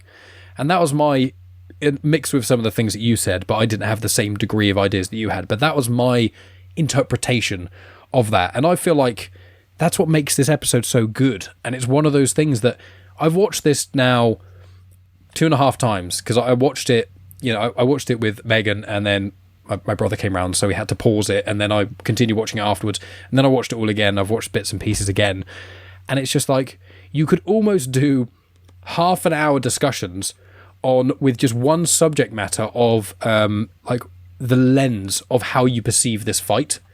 It's so clever, it's so well done, and the imagery with everything it's done, everything is so precise, and everything is so well made, and it's just a visual feast. And it's such a ride. Ahsoka's not going to die. That's not the point. You're not worried about what's going to happen story-wise. And I think that's where some people who are being hypercritical of the show are devaluing it. Because they're perceiving it as, well, the plot's not good because nothing's happening, because we know Ahsoka's alive. It's like, yeah, but you're missing the whole message. You're missing the point. This is one of the most crucial moments in Ahsoka's life. It was being taken on by Anakin as a Padawan. It was losing Anakin when she went off to the Siege of Mandalore, and it was fighting Vader. Those are the 3 defining moments in her life thus far, and those 3 she hasn't dealt with. And this is the moment where he teaches her, and he kind of connects them all together into one package and tries to teach her, you need to basically deal with this, and you need to learn from it and move forward. And I just think we got lightsabers in there as well, which makes it even cooler. Oh, absolutely. Absolutely. I love everything you just said, because that's a slight different lens that I agree with, but I also hadn't thought of it. I was looking at it through my small lens of, souls and this and that. I had just listened to one thing right before watching the episode, and I'm like, how do these keep correlating? It blows my mind how I have an amazing gift for thinking about something and be like, I kind of need to work on this maybe. And then boom, a podcast that I listened to, which is all about self-help and growth. This last Sunday was called Radical Acceptance. The day before, I was talking about how I need to do better at radically accepting certain things in my life. Bam, next day the podcast comes out. Bam, it's all about that in Ahsoka. Bam, three chapters of this soul book are all about how to accept things. I'm like, I'm strong. I am one with the Force, and the Force is with me. Well, I will say, because I'll let you finish that, but I'll say, can you lead on to from where we are? Because I think we've spoken a lot about Anakin, and I'm sure we could for another very long time.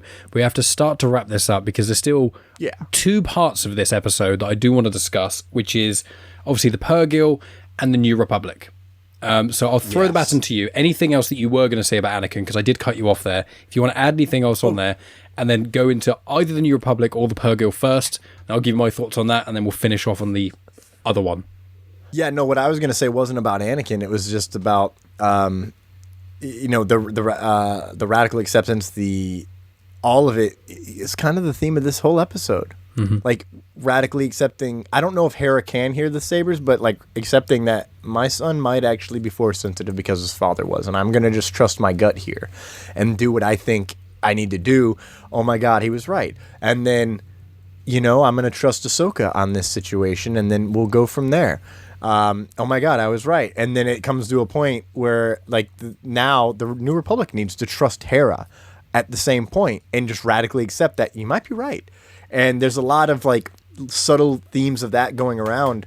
But when it comes out, she wakes up and talks to Jacen, all that good stuff. Uses Force psychometry, which just I lost it for that too. Also, just sensing the history through the whatchamacallit, through the map. Carson Teva is just hilarious the whole way through. Yep. And I think it's probably best to talk about the New Republic shit first because, God, I hate them. They're the worst. Like, I'm rooting for the First Order. I never thought it. Especially from season 3 of Mandalorian, when you get the guy who was the principal in Mean Girls, and he's just being such a dick to Carson Teva. Oh my God. And no one's listening. Tim Meadows. And I'm like, yeah, I want to burn the... Yeah, and he's a great actor. Like, he played the role perfectly, but I want the New Republic to burn to the ground because it's literally the boring bureaucracy of the Empire without any of the benefits of the Empire at all. Oh. It really does remind me of the Heir to the Empire trilogy. Yeah. Like, looking back and how they talk about the New Republic in Mando Season 1, you know, it's like, wait, wouldn't they like it at the beginning? No, at the end of the day, no one gives a fuck. They just want to be left alone. And as I've gotten older, yeah, our government could change like that. As long as they treat people fairly and leave me the fuck alone, I probably wouldn't care. Depending. The odds of that happening here in America, very fucking low. I would care, and I would have to start a rebellion. Because that's what Americans do. Yeah! Yeah! Rebels! Woo! So we definitely did that Family Guy shout out when they mentioned Kanan Jarrus, and I was like, yeah, Rebels! So the New Republic sucks. It's very much similar to the Heir to the Empire trilogy, and tell me if you feel the same way. I feel one thing that I do want to say is on Hera. We talked about it earlier. What's grown on me, and it took, I don't know, maybe week 3, I think it was, or week 2, episode 3, when I started to be like, I'm starting to catch a vibe here. So like Senator Ziona is the stand-in for Baelish, I think his name was. The counselor in the New Republic that Han Solo abso-fucking-lutely hated. That guy. Yeah, I know what you're on about. Yep. So, like, that's the stand-in for that character. Hera is Han Solo. 100%.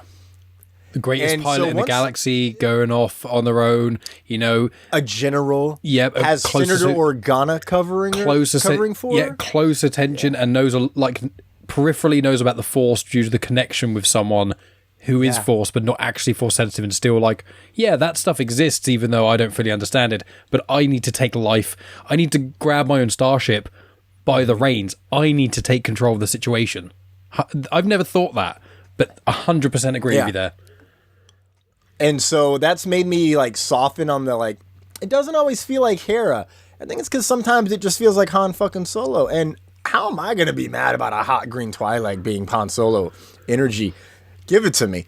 Down to the point where she's like, what's the point in having a high rank if you can't use it? That's a direct line from one of those books that Han says. Yeah, I agree. And she said it, and I was like, Han, you've never looked better, baby. So I really enjoy that aspect of it. She's emotionally compromised about this whole situation when it comes to Sabine, when it comes to Hera, Ezra. So like, it also is like, you know what? She is going to break the law for her family. I get it. We would all break the law for our family. So it's like, no big deal. And I also I love Mon Mothma. Like, and I love how she's got to be so, like, she seems more wound up now that she's Chancellor and more uncomfortable than she was, like, is in Andor. I feel like she's more comfortable doing shit against the grain than she is doing things by the book because she knows what the right thing to do is, but she's also been in a war, so she knows exactly what needs to be done but can't get it done because too many people are at stake. And then she also knows that the Senate is fucking pointless, like, in some form and fashion. So when she's talking, she's like, do you have any evidence of this or this or this or this? Just throw me a bone. What about this? Give me a breadcrumb and I'll make it into a loaf. Just anything. Yes, give me something to be like, guys, we have a very small lead. So, and I think that leads. What are your thoughts on this? I personally love Carson Teva and his filibustering with the fleet. It's like, can't let it be done until the mission's done. There is no mission. Okay, but I can't tell you where the general is until she's done with her mission. Log the tractor beam. And it's like, if you don't tell us what's happening, we're going to rip your rank. Okay, well, you're not going to believe me. And it just, I love how that circles back. And she's like, are you serious? He's like, yeah. He's like the everyman. He's like, he is. He's literally like, he's kind of in the middle. Like, he's a great pilot, but he's not like the best pilot in the galaxy. He peripherally loosely knows about Forcey stuff like most people in the New Republic do, but has never probably interacted fully with a Jedi or anything like that. And so it's like, yeah, all this stuff is mental, but I can feel my moral compass is saying this is the right thing to do. And it's the bureaucracy is like the death of the New Republic. That's kind of what it boils down to. And I think Mon Mothma is in that hard decision because, you know, in the why it was a deleted scene in the Revenge of the Sith, I do not know. But the amount of stuff where, well, I do know because everyone whinged about the politics and the Phantom Menace, so they cut a lot of it from Revenge of the Sith. But in Revenge of the Sith, we've got these deleted scenes where Mon Mothma and Padme and Bail are talking about, and they're canon deleted scenes as well, where it's like, Palpatine is getting too much power. We need to figure out a way before the war is over to get his emergency powers away from him, or he's going to take over. Like, they literally knew it was going to happen, and no one listened to them, and no one would believe them. And so Mon Mothma's in this situation where she's like, okay, we had the Republic, but we unfortunately gave this one dude too much power. So then we had the Empire for ages. We've disbanded that. And I have to put all these checks and balances in place to make sure no one can do anything without everyone else agreeing to do it, even though that was actually the downfall of the Republic in the first place. But the problem is, what do you have? Do you have a bureaucratic system that loosely works, that isn't overtly killing people? Or do you have it so that there's a system in place that just fosters dictatorship and just allows this crazy person, whether or not it's this generation or 10 generations in the future, if you have that, all that's going to happen is the Empire is going to happen again. So she's in this really tough situation where it's like, I can't do anything because I'm the one who's forced us to put all these checks and balances in place, but I can't have a back door to just let this group of people occasionally do whatever the hell they want, because that is literally how the Empire, basically how the Clone Wars, that's how it all started. So she's in this really difficult position, and Genevieve O'Reilly, oh, what an actress. Incredible. I love it when you get someone who is in it from like a smallish role in the prequels and she's like, oh, I'll do some voice acting for Rebels and Clone Wars. Yeah, it's only a small part. Oh, I'll come in for a bit in Rogue One. And then in Andor, it's like, right, guys, hold my beer. Here we go. I'm going to fully show off what I can do in acting and what this character means to me and how important Mon Mothma is. She's one of the unsung heroes of the entire rebellion. Like, we see her a bit in the original trilogies and she just is like this ethereal, angelic, very soft-spoken woman. But it's like, no, she's so important. Han and Leia and stuff, they go off and blow up the bad guys, but she's the one who's behind them all, picking up the pieces to try and organise a government around it, which would be the most boring job ever. And obviously did it in Heir to the Empire too. But she's in this situation where it's like, just because I like you, Hera, and just because you helped the rebellion, I can't just let you do what you want, because if I let you, then it means I have to let every rebel cell go off and do what they want. And here's a problem: people like Saw Gerrera did exist, and if I allow these things to happen, then at one point you're going to get to extreme. So the balancing act and the cleverness of what the New Republic is showing at the moment is genius, because I hate the New Republic, but there's no real other alternative. So they're just in this slow motion. It's like a slow motion car crash. You're watching like a car with those crash test dummies going 80 miles per hour in slow motion into a wall. And you're like, if I put the brakes on now, the car is still going to hit the wall and it's still going to destroy the crash test dummies inside. So what do? You just keep slowly going forward. And that's kind of how it feels. So I love that bit. Yeah. I do. I agree with that entirely. I like the way you put that too, because I'm not at all frustrated with Mon Mothma. No, she's doing the best she can. It's everybody else that I fucking hate. Yeah. It's just like government. It's like, the person at the top, it's just a figurehead. They're doing the best they can. It's everybody else in the middle who just keeps fucking it up for the rest of us.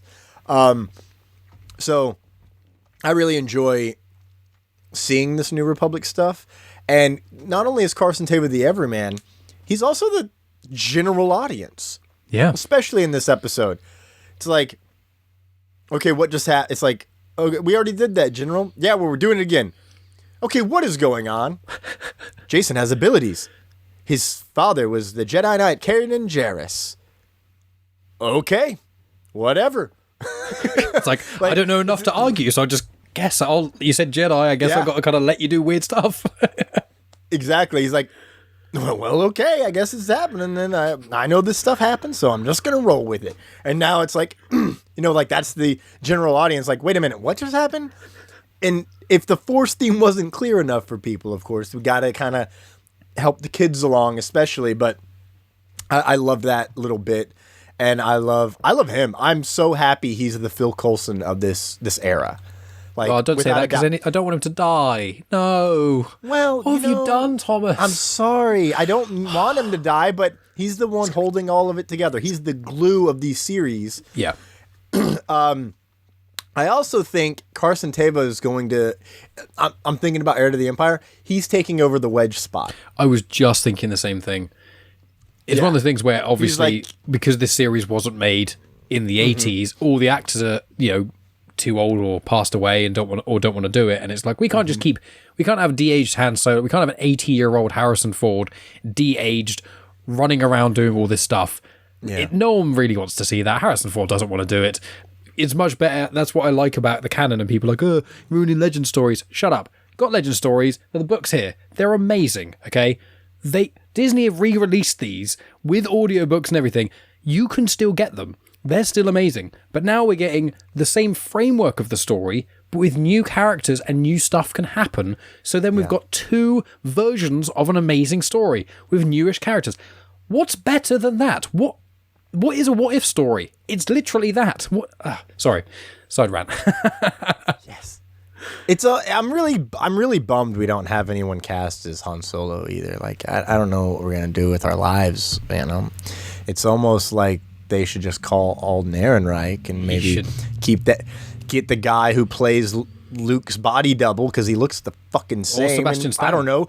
Call Billy Lord and be like, hey, you want to be your mom? Like, come on, Disney, pay your fucking actors and writers, and then get me on board somehow because like I want to make some Star Wars.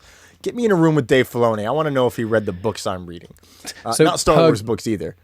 So Purgil, that's the final. Yeah, we need to talk final about some part. Space Wells. Well, now I want to say I love the Purgil.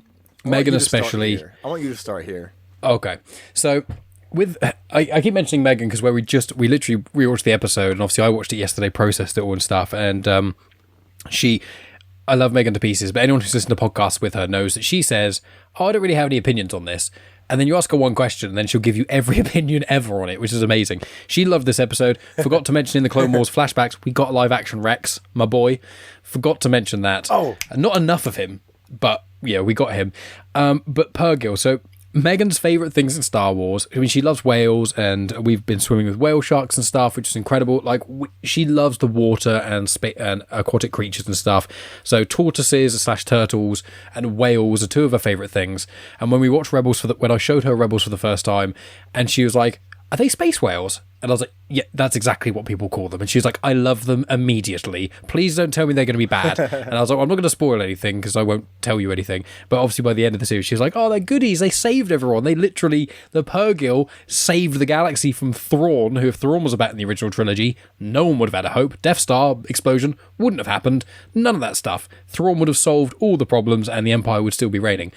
But the Purgil, seeing these space whales, I knew Megan would love this episode because it's, Clone Wars era stuff and she really likes that. She loves Ahsoka, young Ahsoka, she really enjoyed the imagery of Anakin and stuff.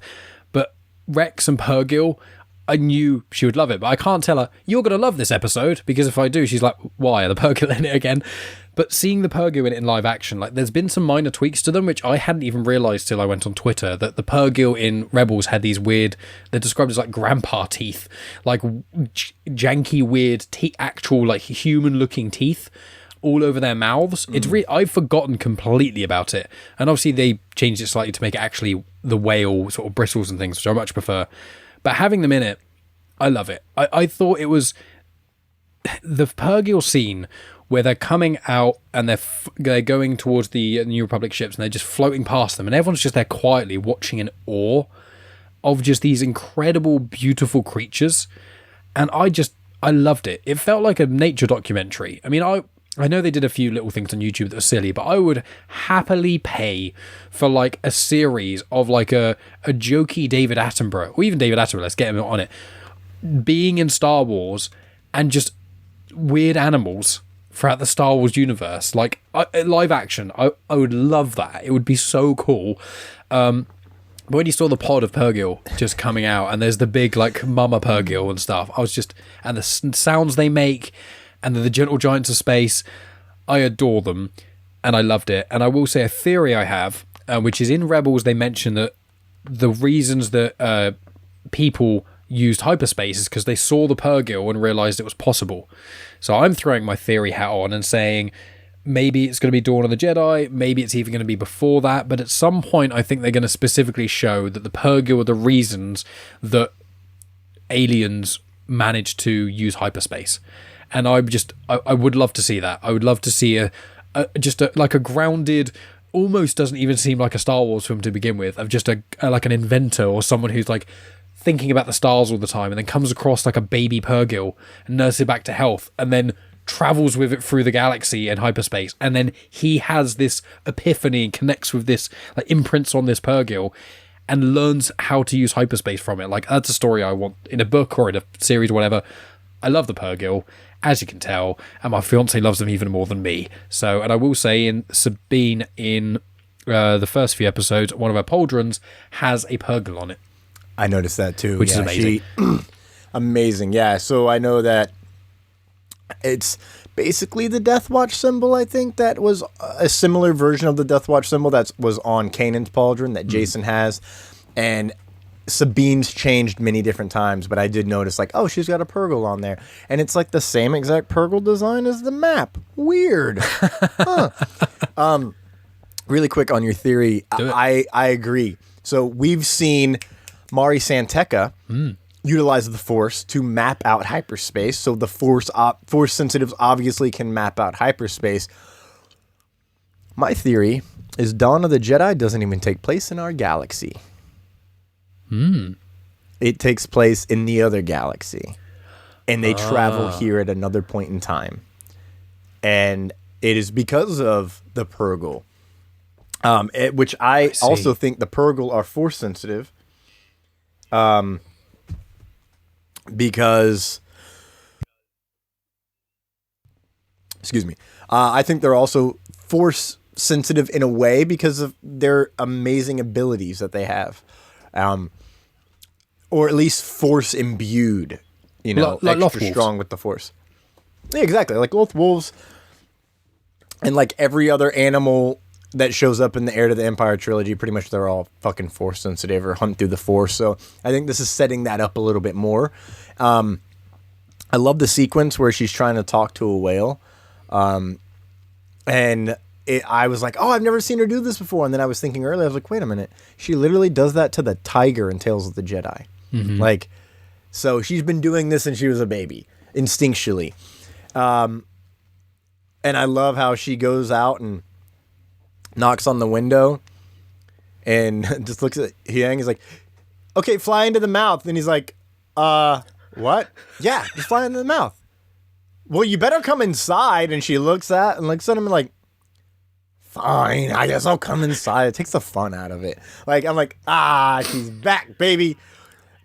One thing I really do love here, love a lot, is Jacen just looking on in like complete awe, like, oh my God, this is real. And then he even says, it's just like the stories you told me where Ezra and the whales took the bad guy away. And it's like, yeah. And it's like, in that moment, Jacen is like, they're real. Like, you weren't just saying those things. It's like when your parent, you know, sometimes your parents tell so many different stories and read you books that you can't tell fact from fiction at a young age. And then one day it's like, oh, that was real? Holy shit. Cool. I just learned so much in a moment. And he's learning so much now. And I'm assuming he can really tap into the, like, he can feel something extra going on right now. I think it's the hope that he feels, and he is like, I don't know how to put it. He's just so elated in the way he looks and acts. And his mom is also just like, yeah, PTSD. Like, that was what happened. Yes. Last time I saw them, yes, was that far away. So, yeah, kid, like, you know what? Maybe there's hope after all. And they end it with, may the force be with you, which just tears. I was crying like a baby at that point. I love it. There's a theory that I saw on Twitter today that when Grogu is in hyperspace in Mando and we see the Purrgil and he looks over at them, it's not just, oh, he can sense them. He's like intrigued because he can sense Ahsoka inside the whale, and that happens at the same exact moment in time. Wow. And I'm like, That's there's no cool way to theory. confirm that. Yeah. I was like, I like that actually. It makes sense. Yeah. We don't know. We just know, you know, both Mando Series 3 and Ahsoka take place after Mando Series 2. We don't know how long after. Some time has passed. It's not immediately after. And there's the whole spurious thing where Favreau was like, oh, yeah, it's been a few years between the series. And everyone's like, I'm sorry, what? Book of Boba Fett? Grogu was with Luke for years. And then they were like, I'm not going to mention that again in any interviews at all. And it's like, what? How? Yeah. What was the timeline? Filoni backtracked. Yeah, Filoni's like, it's not really that long. He's like, Book of Boba Fett takes place very soon after the end of Mando Season 2. And he's like, and Mando Season 3 takes up after that, and Ahsoka's about the same timeline. And it's important to note that it is about the same timeline because she's wearing the gray stuff still in Book of Boba Fett. So that's how you know Season 3 and this of Ahsoka are after Book of Boba Fett, which I think is beautiful. Okay. One big thing I got to point out here is my winners of the week over on our show. It's the audio mixing. The footstep sound effects on the walkway, how it's like a thump, but it echoes like through the force. And how it lasts a long time. Like, if you are able to pick out the frequencies with your ears, and you just hone in on it, it lasts like a good 10, 12 seconds. And there are multiple steps. So it's woo, woo, woo, woo, woo, woo. It's so beautiful. The waves and the sabers, so hard to tell them when they happen. But if you listen all the way back at the very beginning of the episode, when you hear the waves and you see Jacen, there's like an extra thump to each wave in a way. And it continues forward, and then after they've started fighting, it's every crash comes with almost a thunder. Ow, my hand. Comes with like a thunder hit underneath it, and there's even lightning sounds, but there's no lightning in the sky. We don't see anything like that. So beautiful mixing there. And I didn't say this earlier, and I'm so surprised I forgot to. When Anakin is walking, and she mentions something about like not, or I think it's before they even start fighting again when he's Vader. You lack conviction. And they blend James Earl Jones and his voice again, but it's an undertone of James, and it's just Hayden Christensen yelling. I lost it. I actually rewound that and watched it 5 times in a row the first time. I was like, nope, instant rewatch. Love it. Let's do it again. Yep. 10 more seconds back. Yeah, and maybe, and okay, I'm good now. I'm fed. I love that moment so much, and the way that they mix the music with the sound effects is great, and how Kiner pulls in. I didn't realize it until he posted. He has Burying the Dead all throughout the Clone Wars stuff in this episode. different notes here, different notes there, and then on Mandalore, it plays like a good sequence of it right before they start fighting again, because then it goes from boom, boom, once he's like, you're not understanding, back to the beginning, and that's when the music changes back. We talk about writers and actors.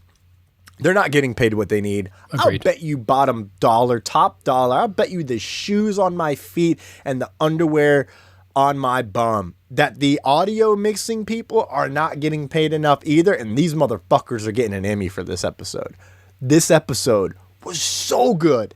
Just from, and maybe I need to go back and watch every other episode with noise canceling headphones. Cause like, I definitely wouldn't have picked up all of it without the noise canceling headphones, but I really felt like I was in my own personal theater, and I think I'm never going to be watching TV in my living room without my headphones on again, because it is electric to have it inside of my brain audibly, where I'm feeling the resonance in my heart, like I'm in a movie theater, and it's like, nope, not even wearing pants on the couch. Let's go. I will say I found like I've enjoyed the sound design. You know. Mandalorian, you know, the sound design's been pretty good. And then Book of Boba Fett, the sound design itself, I didn't notice was amazing, but I would say that the music by Ludwig Göransson, or I'm trying to remember. Yeah, his like the Boba Fett, bum bum bum bum, wow, that stuff is amazing. But the theme is really good, and you know, I would say Andor has some of my favorite soundtrack.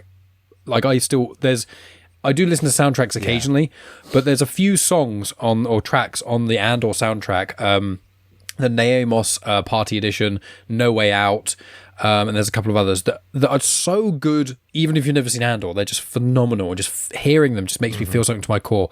But I have found that this series is the first non-Andor series where the music has really been such an important part of the journey. And I had noticed the intricate details that you'd mentioned, but like every time, just the first episode, from the first episode and the first watch of every episode, there's bits and I'm watching it and I'm paying attention to the visuals and the dialogue and stuff, but there's that part of my brain that's just going, the music in this section is so good.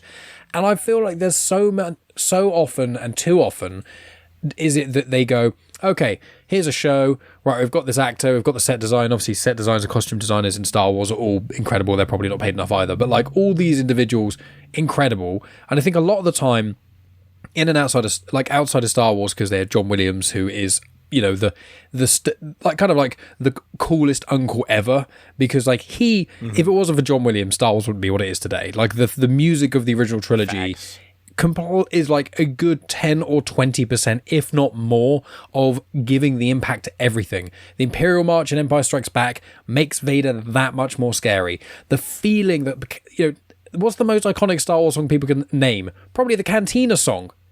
It's just a silly little song in a bar played by a fictional band with made-up instruments. It's just... It's silly, Figure and Dan and the modal nodes. The song's called Mad About Me, by the way.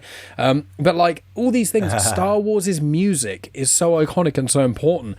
And I wonder if one of the reasons that certain elements of the Mandoverse and the Kenobi show haven't landed quite as well, even though the main theme of the Kenobi show was made by John Williams, I wonder if, aside from the big themes of Mando, Boba Fett, and Kenobi, there hasn't been as much effort on every scene there being the great music, but Andor did have that. Yeah.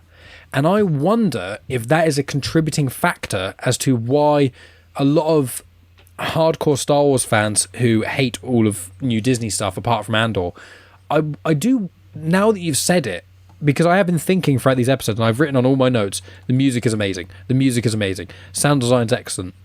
I do wonder if they haven't put enough money and enough effort into the other Mandoverse properties, and that's why it hasn't landed as much, because I've never had a series that isn't musically orientated specifically where I'm going, I can't wait for the soundtrack to be out. It's just incredible. Every scene. So 100% agree with you there. They are unsung heroes of these episodes. Kevin Kiner and his team, they're going off, like straight up. They are. So when I look back, I was like, yeah, Ludwig's got to score like a Star Wars movie now. Of course he's going to. He's like kind of taking Star Wars, what we know, and moving it forward and reinventing in a way. Like he's doing what John Williams did, which is try new shit. Okay, I want to do this now. I want to do that now. I want to do this now. Dude made a whole fucking instrument basically off of, I don't know, some kind of plug and pull system that looked like it should have been in a 1950s teleoperating system. So it's like, yeah. And I didn't like much. There's some stuff in Book of Boba Fett that's amazing, right? There's Teacher's Pet, but it's taking the motifs that we've already know and love and putting them together. And that's when they're the best. I don't remember a damn thing from Kenobi. And it hurts my feelings to say that. I can't even like see it how hurts the my theme own goes. feelings. I know it's by John Williams. No idea. I know it when I hear it. Yeah. Because it came on the other day. I was listening to my Star Wars banger soundtrack. Actually, all day yesterday at work. So, but Natalie Holt is on, like does that, and I wonder if she was being held back because she did Loki, and that is unequivocally my single favorite soundtrack to listen to, all the way through, all of them. It is just like, yes, give me more. And so this is the only time I've really felt that. And in a live action show outside of, I'd probably say outside of like House of the Dragon, because they have, I mean, that soundtrack also bangs. But I noticed the difference here is it's a classic symphony. Like it's classic Star Wars sound. And I think that's what's been relatively missing. Because it's not just like, oh, we're doing this and we're kind of, like, no, like the music is like, I will stand out right here. And in other places, in other shows, it doesn't feel like it's trying to stand out. And then when it does, you're like, yes, that was awesome. This Kevin Kiner is like, oh yeah, I made all these themes and like Rebels. We just got to throw it out here for these. Like when Hera flies for the first time, I was like, I know this song. And then I went and listened to something else yesterday, and Hera Soars comes on, and I go, oh, Hera's flying. And I look at it, I was like, oh, Hera Soars. Naturally, of course he's going to put that in there. I cannot wait. By the way, tomorrow, the soundtrack drops. Oh my God. For the first 4 episodes. Oh, yeah. Finally. So, yeah. I thought it was going to be out last week. I'm very upset it wasn't, because like, I understand it's week 4, whatever, however, comma. I really fucking wish I had it last week, so I could have gotten even more hype for this week. But, yeah, I'm so excited. Kevin Kiner, Mandoverse, Heir to the Empire movie with Filoni. You know damn good and well Filoni's bringing his boys, his boys and girls on, because they are, man, oh man, there's something fierce. And now I'm like, I wonder what the Acolyte's going to sound like. Like, don't get me started. The Acolyte. That's my most excited. I'm more excited for the Acolyte than anything else in the entire universe. I mean, people know I'm such a big High Republic stan. I've got every piece of High Republic content that exists. Can't get enough of that. I just bought Tales of Light and Life. My Audible credit came through today, so that'll be. I'm probably not going to finish the Soul book first. I got like 2.5 hours, so I'm probably going to dive into that tomorrow and listen to at least one story. And but I just said we were like going through talking about the actor strike and writer strike and the delays of the Star Wars stuff. And I'm like, listen, the only one I'm sad about, and I don't even give a fuck about anything. Give me the rough cut. Give me blue dots on people's faces. Give me green screens. I will watch The Acolyte right now. I would watch it right now, and I tell you right now, I'd still love it. I don't need the 100%. special effects. I need the story. I need that story, because everything that I've been hearing about it, I'm like, cool. They're going to have cool stuff. Well, those lightsabers light up in real life now, so I don't have to worry about special effects. I watch people do lightsaber duels online in the street because it's good choreography. That's all I give a fuck about. So I'm like, yeah, I would. And they were like, would you really? I was like, right now, if I could pay $100 to watch every episode as it is, maybe not even with music, I wouldn't. I don't even know if I'd give a fuck about the music right now. I'm the same. I just want that. I'm like, I want it. I need it. That is something I need so bad. So yeah, we won't go any further down the Acolyte. Oh my God, can you think about the fights? Okay, we're done. With the amount where do you think? Oh, go ahead.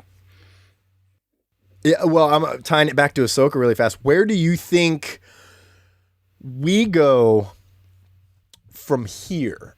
So now everyone's gone to the galaxy. I feel like we're going to the galaxy for realsies now, as the audience. What do you think is going to happen, like theory-wise, and then yes or no, do you think we see Ezra and Thrawn next week? I think next week is going to be the air quotes the baddies, Morgan Elsbeth and etc. They're going to be. It's basically going to be, we're in this new area. It depends what this galaxy is going to feature. Are they going to be like, oh, it's all dangerous and stuff, and there's episodes? Because I feel like penultimate episodes of the series, of most series of things, I think often outshine the finale. And so I'm normally most excited for the penultimate episode. But I often find that the episode before the penultimate episode are normally a bit middling. You normally get, first two set the scene, if of 8. First two set the scene, third is a bit middling, fourth or fifth is a big hit of something, sixth is then middling again, and then 7, 8 is like the biggest hit. So I think it's going to be enjoyable. I wouldn't be surprised if we got like a Baylan Skoll flashback, kind of find out what's going on with him, or like what happened to him during Order 66. Like, I can't get enough Order 66 montages. I want them in everything. Some people say they're sick of them. I tell those people to shut their damn mouths in a very polite way, because Star Wars is for everyone. But I want every single Jedi who has ever lived through Order 66. I want to see it. I don't care how many times I have to watch people get killed. I love Order 66, not as a concept, as a storytelling device. It's one of the reasons that Revenge of the Sith is my favourite, because it's such a gut punch. So I think I would like there to be a Baylan Skoll flashback thing. I don't know if we will. I have a suspicion they're going to release a book or a comic series about Shin and Baylan. I think that'd be quite a clever thing to do before, once Ahsoka's finished, and while we've there's no more Mando stuff for a little bit, build up some of that content and stuff. I'd really like that. Adam Christopher, who wrote Shadow of the Sith, he was writing a Mando book, an original one, and then it got cancelled for reasons unknown to us, and then he made Shadow of the Sith.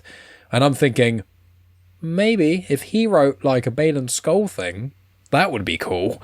Or anyone writing it. I mean, he's a phenomenal author, but like anyone writing... Yeah. Baylan Skoll, before this episode, was the most interesting thing to me. Him and Shin were great. So like, I think next episode is going to be a bit middling. I'm hoping a flashback to kind of keep us all interested, but it's going to be a group of us try and get to point A or point B as fast as we can. It's probably going to be some like asteroids or weird, maybe the space slugs, the exogorphs, maybe they'll pop up as a little homage, or maybe it'll be completely new weird creatures, or maybe it'll just be a visual feast like the Eye episode of Andor. I don't really know, but I think it's kind of going to be middling-y, looking nice, but nothing necessarily actually happening, them just kind of getting there.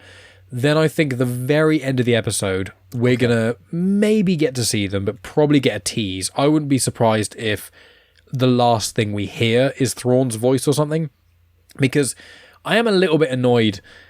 I'm just a bit annoyed they put Thrawn in the trailer, and I'm like, everything in the trailer, apart from one line of dialogue from Anakin, everything in the trailer so far has been seen, I think. And I like that, because almost all of it was in the first 2 or 3 episodes, which I'm happy with. I like trailers that do that. When trailers should be of a film the first quarter. It shouldn't be beyond that, because then you spoil it.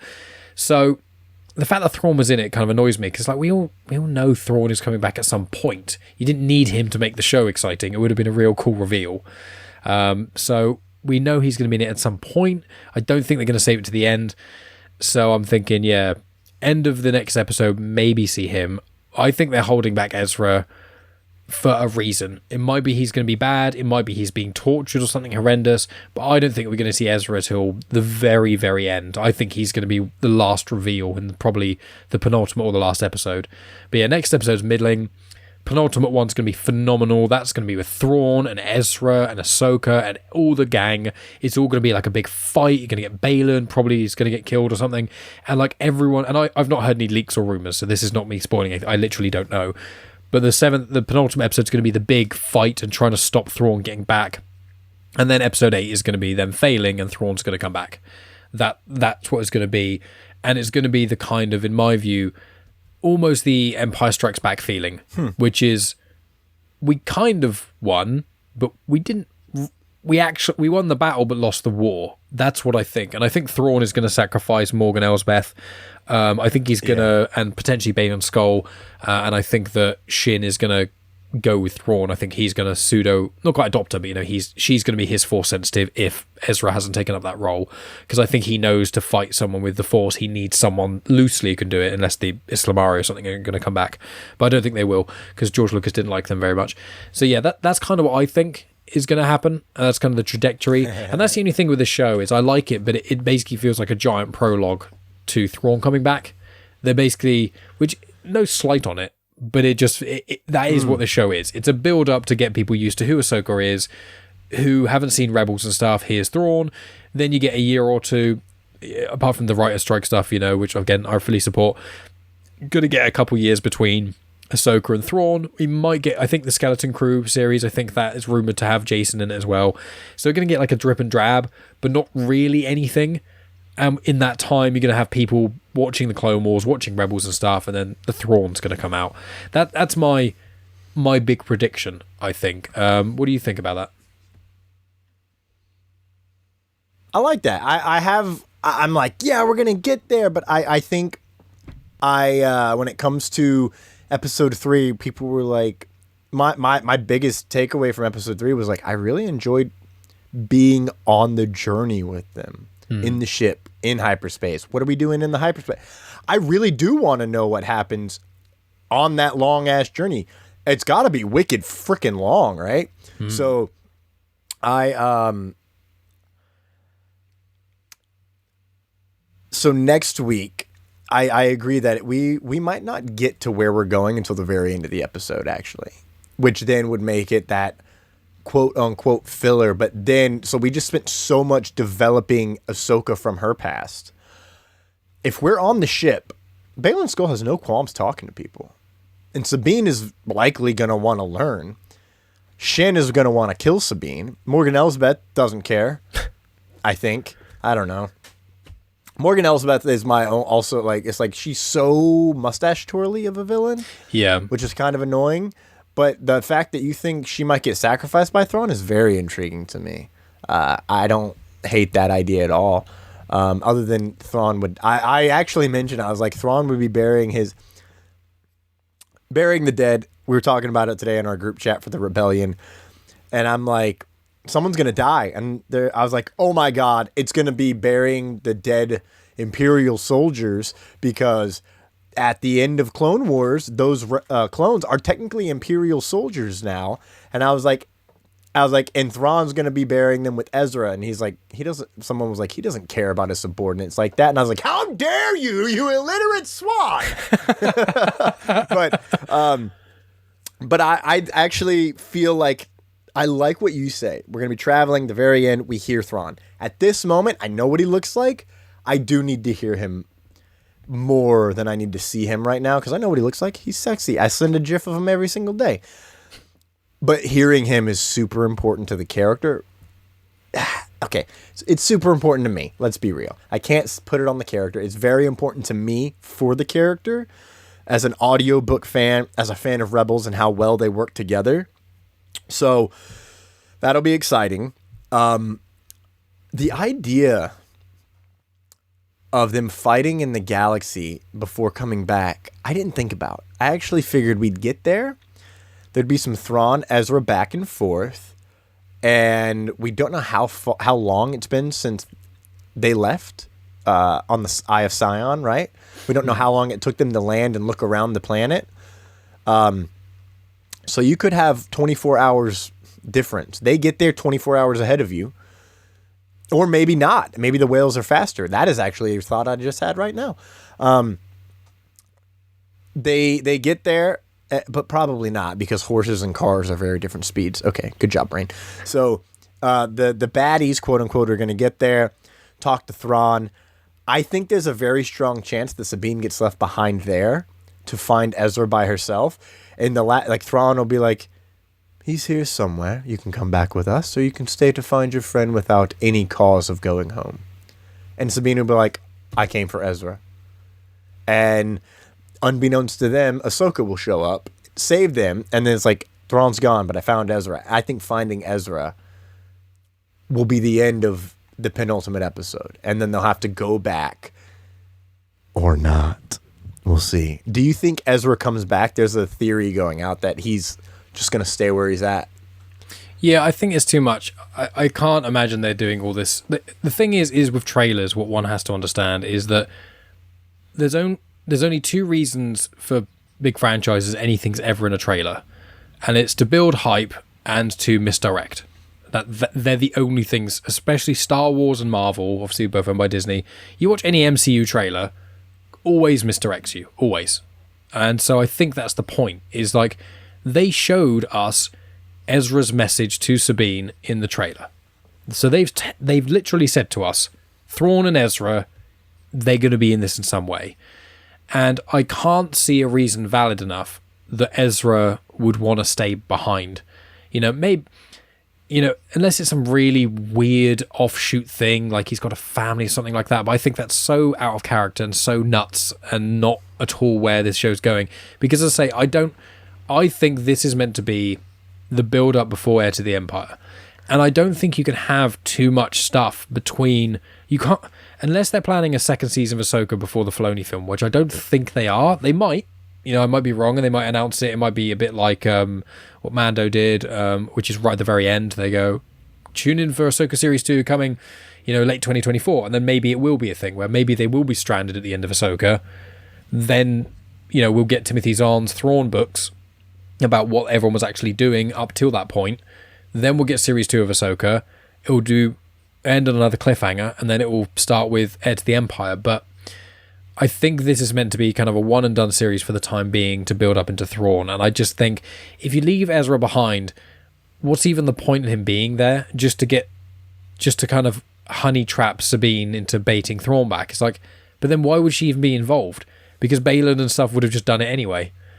So for me, and Ahsoka and that lot know about Thrawn's kind of return anyway, because obviously she was fighting Morgan Elsbeth in Mando Series 2. So I think it would just be a complete waste opportunity. And for have a show where Ezra's name is uttered so many times and people who've not seen animation have no idea who he is, and then just go, oh yeah, here he is, and we've just left him here. Everyone who's not seen Rebels would be like, why is this character in it? And everyone who has seen Rebels is, why is this character? What have you done with my boy? So I would probably bet against that. It's fair. I'd say. Is there I like anything... it. I was just wondering what your thoughts were. Yeah, of course. Yeah, I'm always happy to provide them. But we've been chatting for 2.5 hours, and I feel like we could chat for another 2.5 hours, but we probably shouldn't. Is there any final things you want to say about Ahsoka, and then subsequent from that, plug your stuff? I'm going to have your link tree in the show. I've already written the show notes.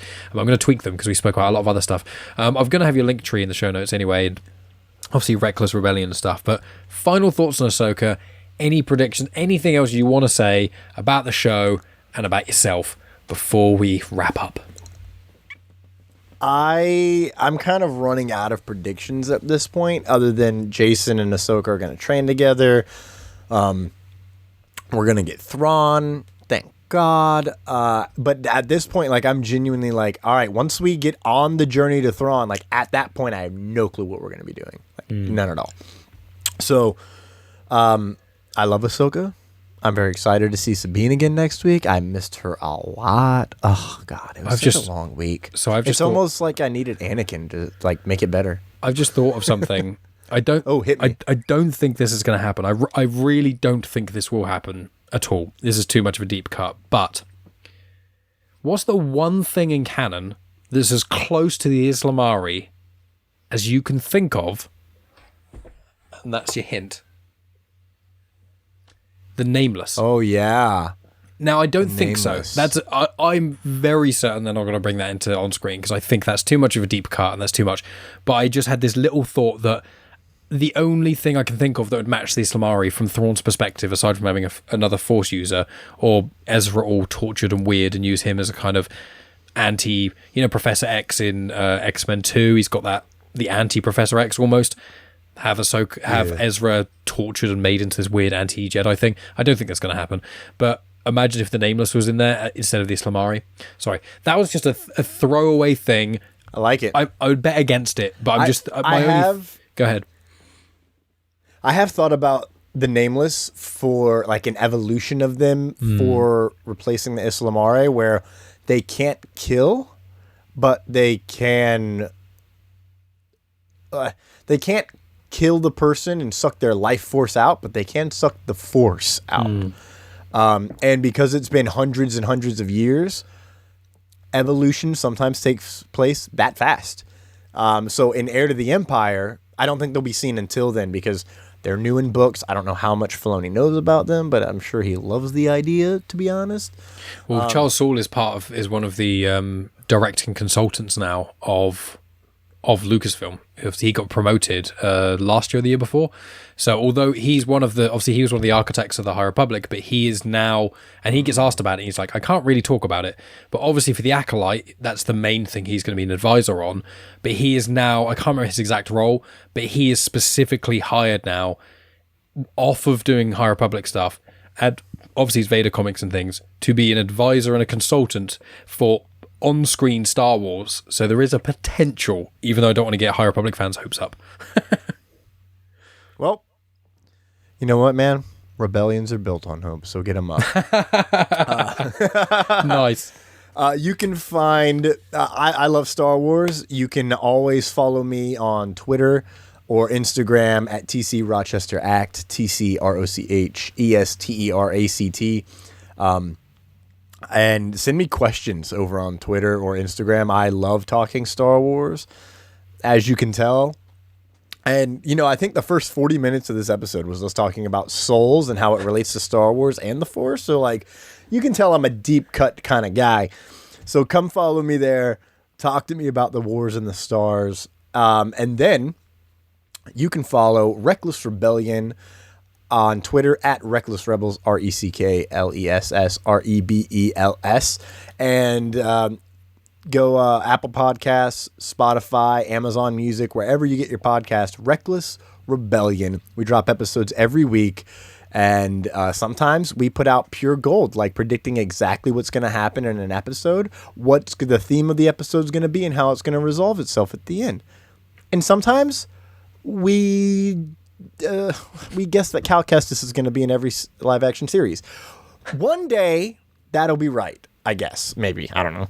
But that is where you can find us. We're a podcast with enough chaotic energy to fuel a Death Star, and we're all about the wars and the stars. So come on over, join the rebellion, and every time just yell, "Yeah, rebels! Woo!" What a plug. Well, anyone listening on podcast feeds should know who I am and where to find me. But anyone on YouTube, you can find me at Genuine Chit-Chat on Instagram, Twitter, Facebook, and on TikTok. I don't post on TikTok as much, but occasionally. But follow me on there. Check out Star Wars Comics and Canon. Never have to have picked up a Star Wars comic in your entire life. I go through the plot details of the Star Wars comics, so if you haven't read them, you still get an idea of what's going on. And along the way, I give you additional information on expanding your canon knowledge, talk about species and events that occur, connective tissue. My favorite thing about Star Wars is when you read one book and then another book that's completely unrelated and there's some random connection between them. I love that. So I've done book reviews. I've tackled every single piece of High Republic content that exists in Phase 1. I've tackled every single piece of Phase 2 as of recording this, aside from Path of Vengeance book review, which I'm doing next week, and then the short stories Tales of Enlightenment for Phase 2 written by George Mann, and I'm doing them when they come out later in the year, and then I will be doing Tales of Light and Life where my Barnes & Noble edition comes over here from America, which is going to be a couple more weeks yet. But I've tackled every piece of High Republic content. I've tackled every single Marvel canon comic there is, up to a couple months back, because I can't do every single thing, but I'm really up to date with all that stuff. So if you want to expand your canon knowledge, you never have to have read a comic in your entire life, you can check out Star Wars Comics and Canon, and then also check out Genuine Chit-Chat, where I have interviews with a variety of different people. I'm already going to get Thomas on so we can continue that soul crazy parallel universe discussion we've had, and we can do a full-on deep dive over that with all the tangents. But also I've interviewed quite a few individuals of Star Wars: Cavan Scott, George Mann, Claudia Gray, Kevin Shinnick.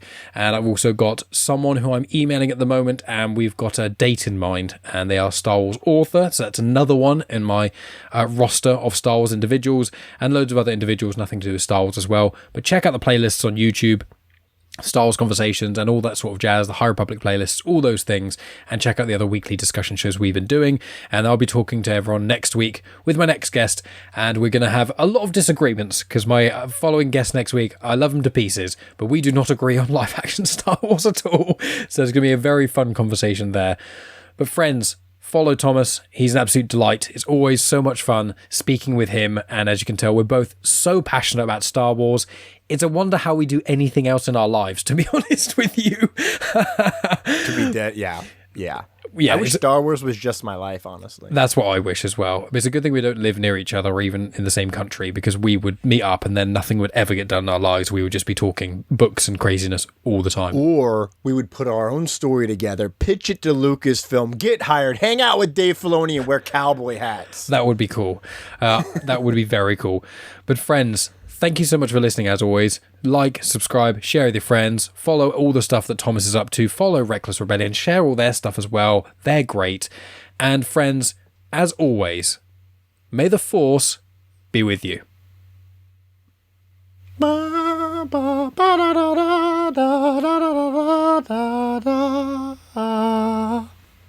want that to be the starting theme of every episode now. Use it. Yeah. Free rights usage right there.